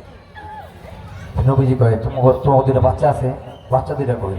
করা আছে এদিকে, কই বিরিয়ানি আছে, কিন্তু কয় না। আমার তো জ্বর আইলে গিয়া কি বাবা আমার জ্বর আইছে, কই কি কই না বাবা আমার আত্মা বিষ করে কই কি কই না পোলাটা বিদেশ পাঠাইতে পারতাছি না কই কি কই না আসলে তো গুরুর কাছে এই ধরনের কোনো কথা না এটা তো বলাবেন নাই সব দুইজন স্বামী স্ত্রী দুইজনে নবীকে বসতেই দিতেছে না যে তার দুই সন্তান জব হয়ে গেছে গা নবীজি বলতেছে ওরা কোথায় ওদেরকে ডাইকা নিয়ে আসো যাও আমার নাম কো ওরা যে জায়গায় থাকুক আমার নাম কো নাম করে নিয়ে আসো একজনে গেছে ওগুলাতে প্যান্ট হালাই দিছে যা কইতেছে যে নবীজি তোমা করে যাইতে কইছি এই কথা বলার সাথে সাথে জঙ্গল জিন্দে সুবহানাল্লাহ আরে যে খাসিটা ছিল ওই খাসিটা সহ দেয় সুবহানাল্লাহ এরাকে নবীজি আমার মতো মানুষ নবীজি কিছু জানে না এই মেয়ে তোমরা একটা মশারি বানায় যাইতে পারবা কও তুমি যত বড় আলেমে হও না কেন পারবা সম্ভব নবীজি তুলনা কি দুনিয়া তার কারোর সাথে সম্ভব হয় যে নবীকে না বানাইলে 18,000 মাখলুকাতের কোনো কিছুই আল্লাহ বানাইতো না সেই নবী আমাদের মতো মানুষ এই চিন্তা ভাবনা করে আমি যত নামাজে করি কপালটা যত কালাই করি পড়তেই পারবো আমার ইমান তো নাই ইমানদারের জন্য তো সালা সেই কথাটা বলতেছিলাম ওই বাচ্চা দুজনই ওই বাচ্চা তারপরে তাদেরকে নিয়ে একসাথে এটা হচ্ছে ওলি আল্লাহর কেরামত পৃথিবী সর্বকালের সর্বশ্রেষ্ঠ মাওলানা মাওলা রুমি রহমতুল্লাহ আলাইহি যখন বায়াত গ্রহণ করেন নাই উনি যখন মুরিদ হন নাই তখনকার একটা ছোট্ট ইতিহাস আমাদের সাথে অনেক বড় বড় মাওলানা সাহেবরা আছে ওয়াজ করে এক বলিবে ওয়াজ করে আরেক বলিবে এই রা বেদাত বেদাত এক ওয়াজ শুনবা না এক বলিবে আরেক বলিবে কইতেছে এরা শিরিক এক ওয়াজ শুনবা না এক বলিবে আরেক বলিবে কইতেছে ওরা সব ভণ্ডের দল ওরা শুনবা না আরেক দল বলতেছে এরা সব ওহাবির দল এক ওয়াজ শুনবা না তো শুনবো কার ওয়াজ শুরু শুরু বাবা বলছে তোমরা ওয়াজ বাজের ধারে কাছে শুধু যারা ভক্ত তারা ওয়াজের মধ্যে আর নাই কারণ তারা এখন দেখা দেখি নামাজ পড়তেছে যে সূরার মধ্যে যার নাম বলছি তাদেরকে আমরা দেখতেছি এর দেখা দেখির মধ্যে যে কথাটা বলতেছিলাম মাওলানা রুমি রহমতুল্লাহ উনি ছিলেন সর্বকালের সর্বশ্রেষ্ঠ মাওলানা এই পৃথিবীর মধ্যে সর্বকালের সর্বশ্রেষ্ঠ তার উপরে তার কোনো মাওলানা জন্ম হইব না হয় নাই তার কথা বলতেছি আমাদের দেশের মূল্যমান কথা বলতেছি না উনি হচ্ছে 70 উট বুঝাই কিতাবি এলেমের আলেম কত উট 70 উট ধরেন আপনার এলাকা 10 ট্রাক এই মাটা ভুলিয়ে দেবো এতগুলি উনি পড়ছে এতগুলি পড়ার পরেও এই মাওলানা রুমি অনেক বড় মাওলানা এলাকার মধ্যে একটা বড় মাওলানা থাকলে কথা হয় না যুবক এলাকায় বড় মাওলানা আছে শামসেদ তাবরি দুনিয়া একজন পাগল ফকির মানুষ উনি খবর পাইলো যে এলাকার মধ্যে একজন মস্ত বড় মাওলানা আছে যার নাম মাওলানা রুমি উনি 70 উট বুঝাই কিতাবের এলেমের আলেম তো দেখি কি মানুষের জিগায় ভাই এই মাওলানা রুমির বাড়ি কোনটা দেখাইতেছে ওই যে হুজুরে বড় হুজুরে আসর নামাজ পড়ে উনি বাগানের মধ্যে ঘুরতেছে ফুলের বাগানে যখন মাগরিবের আজান হয়ে গেছে মাগরিবের জামাত পড়া উনি বড় বড় মুক্তি মোটা আছে সাইকেল হাদিস তার কাছ থেকে কথা নিয়ে নিয়ে বিভিন্ন জায়গা তারা প্রচার করে দরজার মধ্যে যে দাঁড়াইছে মাওলানা রুমি রহমতুল্লাহ শামসেদ তাবরির দরজা দাঁড়ায় বলতেছে ও এই জায়গায় মাওলানা রুমিকে তখন বড় বড় মাওলানা বলতেছে এই পাগল জানা বড় হুজুর অনেক বড় মাওলানা এই যে আমরা আমাকে ওই যে কিতাব 70 কিতাব এগুলি সব উনি পড়ছে হ্যাঁ মাওলানা শামসেদ তাবরিজ গায়ে আপনি মাওলানা কবে হ্যাঁ তোর মতো মুসলমানই হয় না আর আপনি মাওলানা হলে কবে আপনি তো মুসলমানই হন নাই এই যে এগুলি কিতাব এগুলি কি শামসেদ তাবরিজ কে কিতাব আপনি বলবেন আপনি পাগল মানুষ যান এগুলি কি আবার জিজ্ঞেস করেন এগুলি কি কইলাম না আপনার এটি বুঝবেন না 3 বার যখন বলছেন এগুলি কি বলার সাথে সাথে সব কিতাবের মধ্যে আগুন লেগে গেছে বলা সুবহানাল্লাহ সবচেয়ে আগুন নিবেতে যায় মাওলানা রবি তো বলছে আর এটা তো আল্লাহর ওলির কেরামত দরজা গিয়া পাগল রাখতেছে এইটা আপনি কি করলেন এইটাও তুমি বলবা না আগুন যে লাগাইতেছেন এটা আপনি কি করলেন এইটাও তুমি বলবা না আমারে বুঝায় বলেন বুঝাইটা তোমার তখনই বলবো যখন তুমি বায়াত গ্রহণ করবা মুরিদ হইবা কথা আমার মুরিদ করে রাখেন কথা আমার মুরিদ করা যাইব না কারণ তোমার মধ্যে এখনো এলেমের গন্ধ আছে শরীয়তে যে এলেমগুলি এগুলির অহংকার তোমার মধ্যে এখনো আছে তা কবে করবেন? তুমি আজকার এশারের নামাজ পড়বা না, বাদ। মাওলানা নবী চিন্তা করে এক হুব্বা 70 এক রাকাতে 70 হুব্বা দোজক, মানে অনেক 70 হুব্বা লক্ষ লক্ষ, এতগুলি দোজক আমার খামতে হইব। জীবন করে মানুষের কই এলাম যে এক ওয়াক্ত নামাজ যদি না পড়ে 70 হুব্বা দোজকে জ্বলতে হইব, আজকে আমি নিজেই নামাজ পড়বো না, এটা কি রকম একটা কথা। মাওলানা রুমি ঘরের মধ্যে বয়ে বয়ে আছে, চিন্তা করতেছে কেমনি এটা সম্ভব, কি করি। এদিকে এসে রাজান হয়ে গেছে। মাওলানা রুমি চটফট করে তাড়াতাড়ি 4 রাকাত ফরজ নামাজ আদায় করে উনি বিছনামে দেবে কাঁদতেছে। ঘুমের মধ্যে স্বপ্নে দেখতেছে নবীজি যায় বলতেছে, এই মাওলানা রুমি, তুমি কালকে তোমার নবীর সুন্নত নামাজ আদায় করো নাই। এই কথা বলার পরে নবী তো ফট করে ঘুমের থেকে জায়গা বয়ে বসে। আর সারা জীবন কত নামাজ পড়লাম, কোনদিন তো নবীজিরে দেখলাম না। আজকাল নবীজ আমি পড়ি নাই, তারপর নবীজি আমার তাগিদ দিল। নবী যখন আমার তাগিদ দিছে আমি তো গুনাহগার হয়ে গেছি, আমি তো পড়ি নাই আসলে। এটা বয়ে উনি বয়ে বয়ে কাঁদতেছে কাঁদতেছে, এর মধ্যে ফজরের টাইম হয়ে গেছে।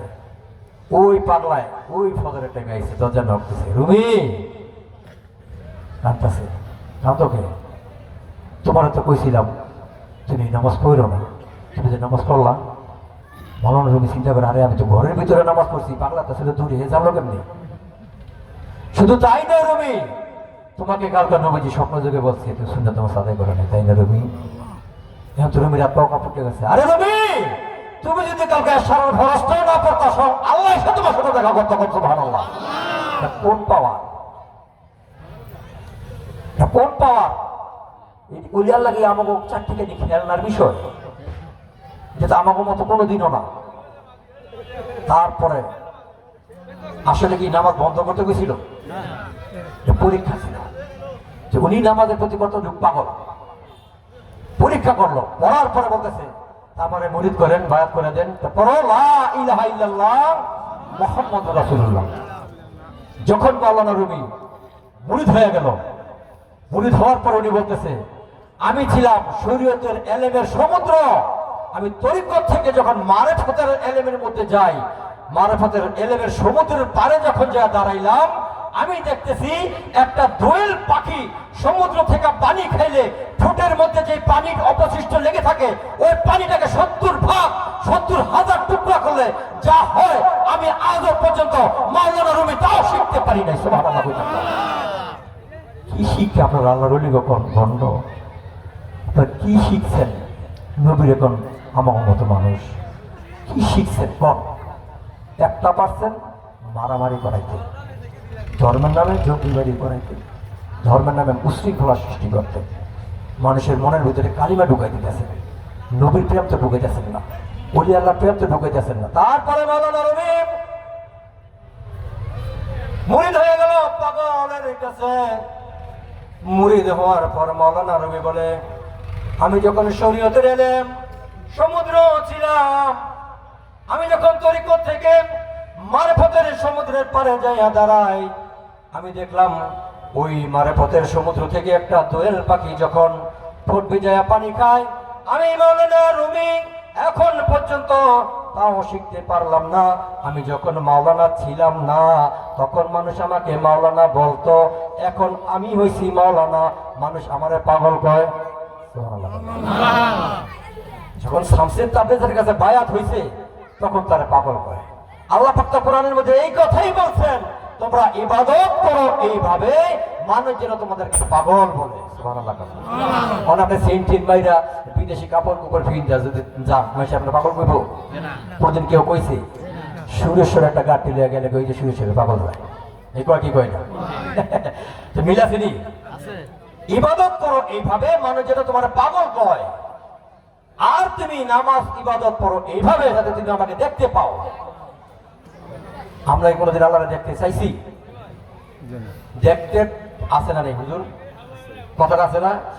তোমরা ইবাদত করো এইভাবে যাতে তুমি আমাকে দেখো। দেখা চিন্তা তাকে করতে হবে। যখন আমি একটা খেলার মধ্যে নামবো, তো আমার চিন্তা কি গোল খামো না গোল দিবো? গোল দিবো। আমি যখন ক্রিকেট খেলতে নামবো, আমি চাবো ওরা তাড়াতাড়ি আউট করে দিতে, না আমরা তাড়াতাড়ি আউট হয়ে যাবো, এটা চাবো কখনো? আল্লাহ বলতেছেন তোমরা ইবাদত করো এইভাবে, মানুষ যেন তোমাদেরকে পাগল কয়। আর তুমি ইবাদত করো এইভাবে যাতে তুমি আমাকে দেখো। তা আমরা কোনোদিন আল্লাহ দেখছি? তো দেখলাম না কেন?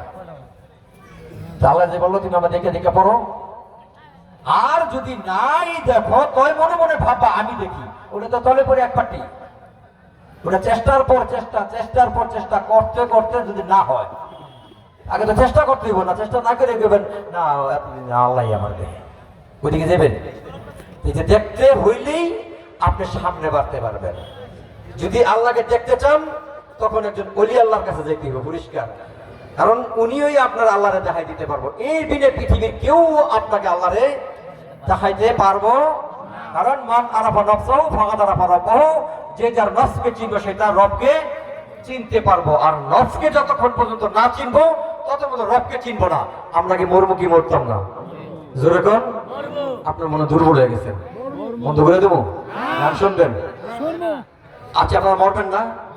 আচ্ছা মরার পরে আপনার ঘরে সুন্দর করে গোসল ভরাইবো, কাপড় থেকে বাজার থেকে কাপড় আনবো, বাঁশ আনবো, তারপরে আতর গোলাপ আনবো, সুন্দর করে আপনার গোসল ভরাইবো গরম পানি দিয়া, বরই পাতার গরম জলে। কোন জলে? বরই পাতার গরম জলটা কেন? আম পাতা, জাম পাতা, কাঁঠাল পাতা, আর কি পাতা দুনিয়াতে নাই? বরই পাতাটা কেন? বরই পাতাটার মধ্যে এরকম একটা পাওয়ার আছে, যে পানির মধ্যে দিবেন, আপনি যে মিনারেল ওয়াটার খান না, কিনা 10 টাকা দিয়ে 20 টাকা দিয়া, এই পানিটার সাথে সাথে মিনারেল হয়ে যায়, একদম পরিষ্কার হয়ে যায়, কোনো ময়লা থাকে না। এই জন্য বরই পাতা। যে বরই পাতার গরম জলে আপনার গোসল টুসুল করাইয়া জানাজা দিয়া আস্তে করে কবরের দিকে নিয়ে গেল, নাকি কবরের মধ্যে রাখলো, নবীজির নামের উপরে আপনার রাইখে এলো। রাইখে আসার পরে আপনাকে, আপনারা উত্তর কি জানেন? আপনারা বললে কবরের মধ্যে রাখ, জানেন আপনারা? শুনছেন? শুনছেন আপনার এলাকা হুজুররা বলে নাই যে 3টা প্রশ্ন করবো, উত্তরগুলি কি আপনাকে জানা আছে? বাবা ওয়াজ তো জীবন বহুত শুনছেন, আমি তো ওয়াজ করতেছি না, আমি কথা বলতেছি। এই যে 3টা প্রশ্ন তো আমার করবো কি করবো না? আমি কি জানি? শুনছি, কিন্তু জানলাম না কেন? আপনি যেই হন, মরার পরে আপনাকে 3টা প্রশ্ন করা হবে। প্রথম প্রশ্ন, মান আরাফা রাব্বাহু, মান আরাফা রাব্বাহু ফাকাদ আরাফা রাব্বাহু, তোমার রবকে। মান রাব্বুকা, মান রাব্বুকা, তোমার রবকে। তখন আপনি কি করবেন? কখন আল্লাহ আল্লাহ, এটা তো মুখের কথা। আপনি কি আল্লাহর আপনার মধ্যে তৈরি করতে পারছেন? আপনি তো এখন তো মান আরাফা নাফসাহু ফাকাদ আরাফা রাব্বাহুর খবর লন নাই। আপনি কিভাবে বলবেন আপনার এলাকায় একটা বাজারে মারামারি হয়েছে, অনেকজনের সাক্ষী ডাকলেন, এই ভাই মারামারি হয়েছে কত? উনিও বললো, উনি এই জায়গা থেকে বলছে, আরেকজনে দেখেছে, দেখা যিনি আইছে ওনার কথা ওনার কথা কে কইব? উনিও মারামারির কথা বলতেছে, উনিও মারামারির কথা বলতেছে, এখন না কারণ উনি চাক্ষুষ দেখছে। আল্লাহকে যে চাক্ষুষ দেখতে পারবো, উনি ওই জায়গায় অ্যান্সারটা দিতে পারবো। কথাটা বোঝেন নাই? আপনারা তো মরমু, আমরা আল্লাহরে দেখছি, চিনছি, আমি অ্যান্সারটা দিতে পারবো? আমি এক জায়গায় ফেল না হনে। দ্বিতীয় প্রশ্ন করা হবে, মান দিনুকা, তোমার দিন কি? আমার দিন কি? জোরে করবেন ইসলাম। ও মোহাম্মদ করবেন ইসলাম। আর যারা ইসলামের নেতা, হ্যাঁ গো মাজার ভাঙতে যাবে, আসেনি এরকম? এটা কি ইসলাম? সুদ খাইবেন, মিথ্যা কথা বলবেন, ঘুষ খাইবেন, জিনা করবেন, এটা কি ইসলাম? ইসলাম তো ওই জিনিস যেটাকে আল্লাহ পাক বলেছেন ইন্না দীনা ইনদাল্লাহিল ইসলাম, ইসলাম আমার মনোনীত ধর্ম। কার? এটার মধ্যে শুধু শান্তি থাকবো, কোন অশান্তি। লা ইকরাহা ফিদ্দীন, তোমরা ধর্ম নিয়ে বাড়াবাড়ি, আমার ধর্ম নিয়ে বাড়াবাড়ি আছে না নাই? ওই যে বলছিলাম একটু আগে, এক মৌলবী আরেক মৌলবী হেরা বিদাত, ওই হেরা শিরিক, হেরা মাজার পূজারি, হেরা হইল ওহাবি, এই তো ধর্ম নিয়ে বাড়াবাড়ি আসেনি? আল্লাহ বলতেছেন আমি যে কথাটা বলতেছি এটা তারাও পড়ে, তারা পড়েও বলতেছে ধর্ম নিয়ে বাড়াবাড়ি, আর নিষেধ করছে আল্লাহ ধর্ম নিয়ে তোমরা বাড়াবাড়ি। এই ইসলাম আমার হৃদয়ের মধ্যে, দেহের মধ্যে প্রতিষ্ঠিত করতে হবে। দেহের মধ্যে, আমার দেহের মধ্যে যখন প্রতিষ্ঠিত হবে তখন সমাজের মধ্যে প্রতিষ্ঠিত হবে। আমার দেহের মধ্যে ইসলাম নাই, আমি জমার লোককে ইসলাম প্রতিষ্ঠিত করবো। দেহের মধ্যে ইসলাম যখন প্রতিষ্ঠিত করতে পারবেন তখন ইসলাম হবে আপনার, এছাড়া কোনো ইসলাম হবে না। মারামারি কাটাকাটি ইসলাম না। তার মানে ইসলাম আমার হয় নাই। 3 নম্বর প্রশ্নটা কি? মান হাজার রাজুল, কবরের মধ্যে একটা লোক দেখাইবো, ওই লোকটাকে আপনারা শুনছেন এর আগে? 3টা প্রশ্ন করব, কবরের মধ্যে একটা লোক দেখাইবো, মান হাজার রাজুল, এই লোকটাকে, লোকটাকে জোরে কোন? 2-3 জনে বলে দেবো না, সবাই তো বলতে হবে। আপনারা জানেন দেখা বলছেন, পিছনে অনেকে জানেই না। ফেরেশতারা জিজ্ঞেস করবো, মান হাজার রাজুল, এই লোকটাকে? এই লোকটা হচ্ছে আমার নবী, আপনার নবী, সকল সৃষ্টির শ্রেষ্ঠ নবী মোহাম্মদুর। আচ্ছা, এই যে আপনার কবরের মধ্যে যে দেখাইল, এটা কি মদিনার নবী না অন্য নবী? মনিকে কবরাইতে পারছে? হাজির হইতে পারছে? যদি এই কথা ঠিক থাকে, 3টা প্রশ্ন, তোমার রবকে, তোমার দিন কি, আর এইটা এই লোকটাকে, যদি এই লোকটা কে বলে, তাহলে আমার নবী যে হাজির ও নাজির। আরো প্রমাণ দেখান লাগবো, বায়াস করানো লাগবো। এই যে কবরের মধ্যে যে এই লোকটা কে, এই লোকটা হচ্ছে আমার আপনার নবী। শুধু আপনার নবী আপনার কবরে নয়, একই সময়ে যদি সারা পৃথিবীর মধ্যে 10,000 মানুষ মাটি দেওয়া হয়, একই টাইমে 10,000 কবরের মধ্যে আমার নবীর যাওয়ার ক্ষমতা আছে না নাই?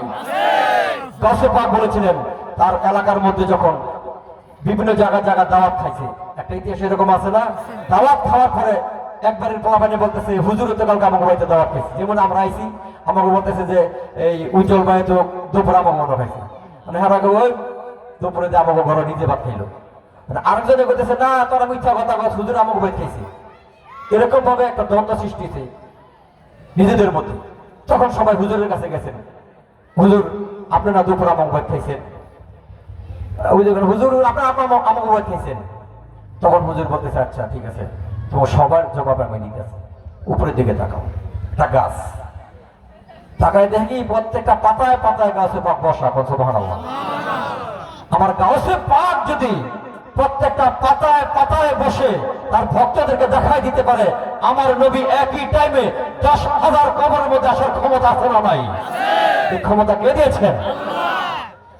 এতে বোঝা গেল নবীজি হাজির হইতে, আমাকে এই জায়গায় হাজির হইতে পারে কি পারে না? ক্ষমতা আছে না নাই? আমাকে দেখতেছে কি দেখে নাই? আমরা যে নবীজির গুণগান করতেছি, নবী দেখতেছে? আমার নবীজি বলেছেন, যে আমার রওজা জিয়ারতের উদ্দেশ্যে আসবে, শুধু জিয়ারতের উদ্দেশ্যে, তার জন্য হাসরের ময়দানে তার সাফায়াত করা আমার জন্য ওয়াজিব। সুবহানাল্লাহ। আপনারা রওজা ভাঙতে যান, আর নবী তার উম্মতের জন্য বলছে, উনি যখন বেসাল হন নাই দুনিয়াতে, উনি আছেন, উনি থাকা অবস্থায় বলছে, আমার কবরে যারা আসবো, আমার রওজা জিয়ারতে যারা আসবো, প্রত্যেকের জন্য সাফায়াত করা আমার জন্য ওয়াজিব। তার মানে কি, নবী যদি মরে যায়, যারা যারা জিয়ারত করতে যাইবো তাকে কি দেখবো? তার মানে দেখবো, দেখার পরে সেটা হাসরের মাঠে উনি যাই আবার সাফায়াত করবো। তার মানে উনি দেখতেছে, এখনো দেখতেছে, আজকেও দেখবো, কিয়ামত পর্যন্ত উনি মরা মানুষ দেখতে পারে না। আর কোন মরা মানুষ দেখতে পারে না? আপনার আমার এলাকার মধ্যে কবরস্থান আছে।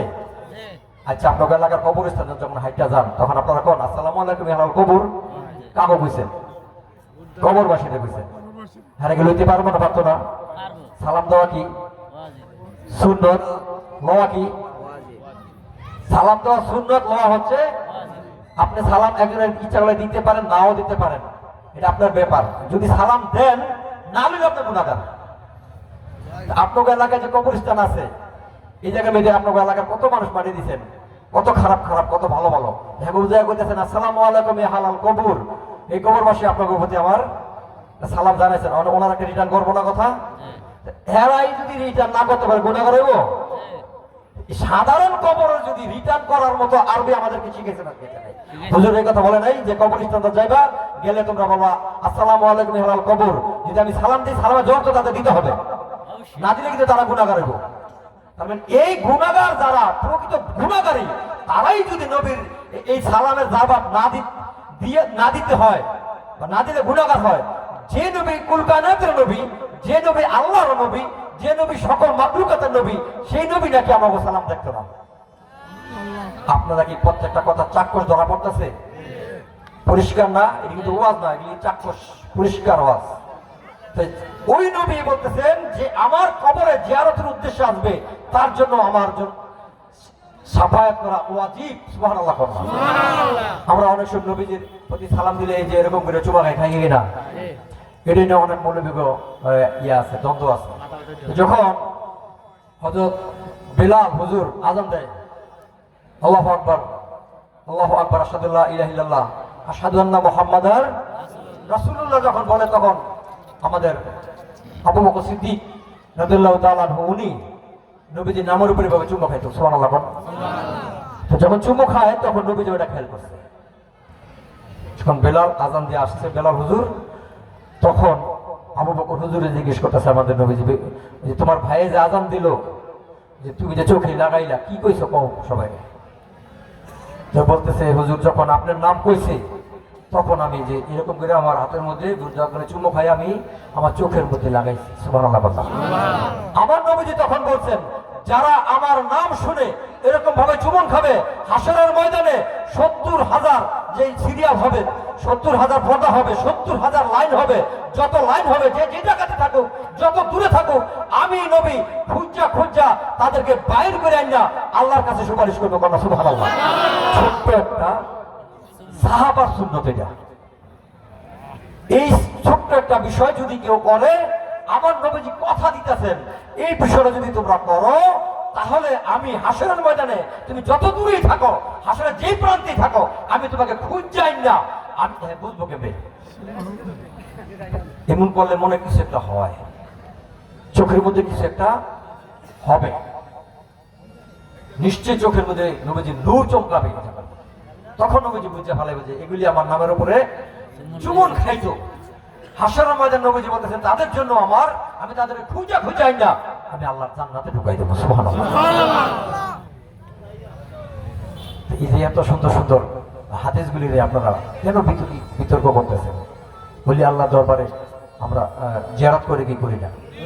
বলি আল্লাহ দরবারে জিয়ারত আছে না? জিয়ারত করলে কি হয়, কেন হয়, কি হয়? বল।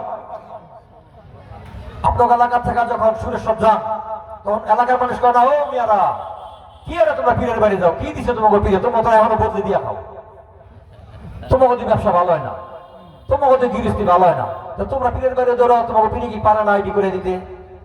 কি কয় না ভাই, আমরা আসলে পীরের বাড়ি তো ব্যবসার জন্য যাই না, ধনী হওয়ার জন্য যাই না, গৃহস্থ হওয়ার জন্য যাই না। তবে কেন যাই? সুনিশ্চিত ভাবে একটা কথা বলছেন, কি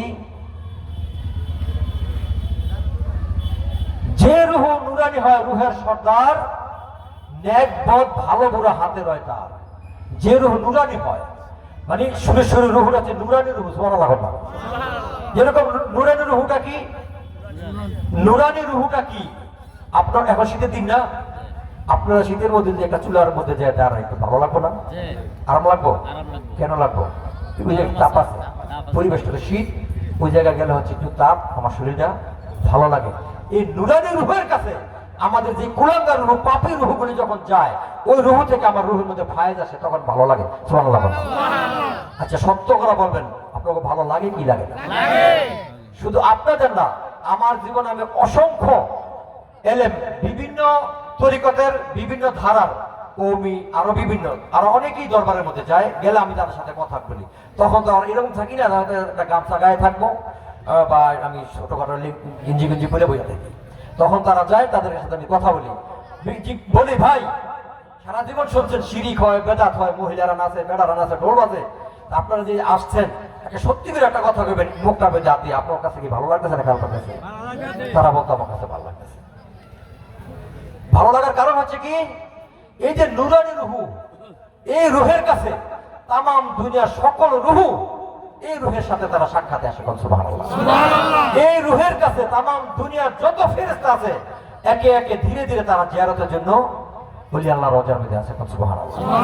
আমরাও সেই জন্য যে গেলে আমাদের রুহু শান্তি পায়। রুহুটা একমাত্র বলি আল্লাহর রওজাতে গেলে শান্তি পায়। এছাড়া পৃথিবীর অন্যান্য জায়গায় গেলে আমরা দেহ শান্তি পাবো, চোখ শান্তি পাইব, মন শান্তি পাইব, কিন্তু রুহু শান্তি পাওয়ার জন্য একটা স্থান, সেটা চলি আল্লাহর রওজা। সুবহানাল্লাহ। একমাত্র আপনারা যখন বেশি বিতৃষ্ণায় পড়ে যাবেন দুনিয়ার মধ্যে, বেশি বিতৃষ্ণা ভালো লাগে না, তখন যে কোনো একটা কামেল আল্লাহর ওলির রোজায় জায়গায় বেশিক্ষণ না, অল্প কিছুক্ষণ থাকবেন, চুপচাপ বসে থাকবেন, একটু জিকির করবেন, দেখবেন আপনার মনটা ভালো হয়ে গেছে। কেন ভালো হবে? ওই যে শীতের মধ্যে আপনি যখন চুলার পার যান, তখন চুলা থেকে যখন তাপ হয়, তখন দেখেন আপনি আরাম ফিল হয়। আর আপনার এই রুহটা ওই যখন নুরানি রুহের কাছে যাবেন, তখন আপনার এই দেহটাও নুরানি হইব। সুবহানাল্লাহ। তখন আপনার মধ্যে ইশক তৈরি হবে, তখন আপনার জিকির তৈরি হয়ে যাবে অটোমেটিক। আপনি জিকির করতে হবে না, অটোমেটিক জিকির তৈরি হবে, অটোমেটিক। দেখবেন শুনে শুনে গেলে মানুষ জিকির করতে আছে লাগাতার, এমন লোক আছে 24 ঘন্টা জিকির করে, খাওয়ান নাই, ঘুম নাই, কোনো কিছু নেই, 24 ঘন্টা শুধু আল্লাহ আল্লাহ এই জিকিরই করতেছে। দেখেন এই জিকিরটা দিল কে? আল্লাহ। এই মুর্শিদের ফায়েজটা ওনার মধ্যে ঢুকছে, উনি সর্বক্ষণ এই জিকিরের মধ্যে আছে। তো এখন আমরা অনেকগুলি কথাই পাইলাম যে পীর মুর্শিদের কাছে যাইতে হইব।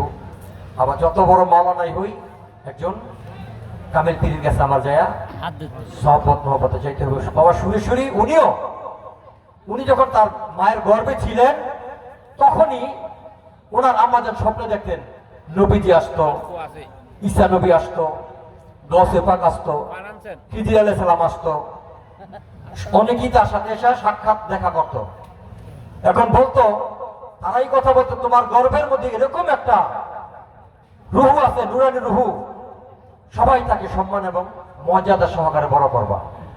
উনি কিন্তু গর্ভ থেকে আল্লাহর ওলি। তারপরে উনি আবার মাদ্রাসায় যে লেখাপড়া করছে, আলিয়া মাদ্রাসাতে, ভারতে দেওবন্দ মাদ্রাসা, বিশাল মাদ্রাসা। তারপরে ওই জায়গা থেকে উনি একজন পীরের কাছে মুরিদ হয়েছেন, যার নাম শাহ সুফি ফতে আলী ওয়াইসি রাসূলের নোমা। সুবহানাল্লাহ। রাসূলের নোমাটা কি? রাসূলের নোমাটা হচ্ছে এই, উনি যখন খুশি তখন রাসূলকে দেখতে পায়। সুবহানাল্লাহ। উনি যখন খুশি তখন যেই কাউকে রাসূলকে দেখাই দিতে পারে। সুবহানাল্লাহ। এরকম একটা ইতিহাস আছে ওয়াইসি বাবার দরবারে। অনেক মাদ্রাসা ছেলেরা হাদিস বলতে বলতে যাচ্ছে, এর মধ্যে ওই ওয়াইসি বাবা তাদের হাদিসটা শুনছে। শুনে আপনার ডাকছে, বাবার এদিকে আসো তো, তোমরা যে হাদিসটা পড়লা ওই পাইছো, ওইটা আমাকে বড় হুজুরে পড়াইছে অমুক হাদিস থেকে, হুজুরে যায় বলবা এটা ভুল হাদিস। ওনারা আবার যায় হুজুরে বলছে, হুজুর ওই জায়গায় ওয়াইসি নামে একজন লোক আছে, উনি আবার বলতেছে আমার হাদিসটা নাকি ভুল। তো হুজুর চিন্তা গেছে, হ্যাঁ রে, আমি নিজে পড়লাম এত নম্বর অনুচ্ছেদের হাদিস, সহি হাদিস, ভুল হয়ে গেবে, চলো যাব হুজুরের কাছে। সবাই হুজুরের কাছে আইছে, ওয়াইসি বাবার কাছে। ওয়াইসি বাবার কাছে আইসা জিজ্ঞেস করতেছে, হুজুর আপনি নাকি বলছেন এই হাদিসটা ভুল? কয় আমি তো বলি নাই, নবী বলছে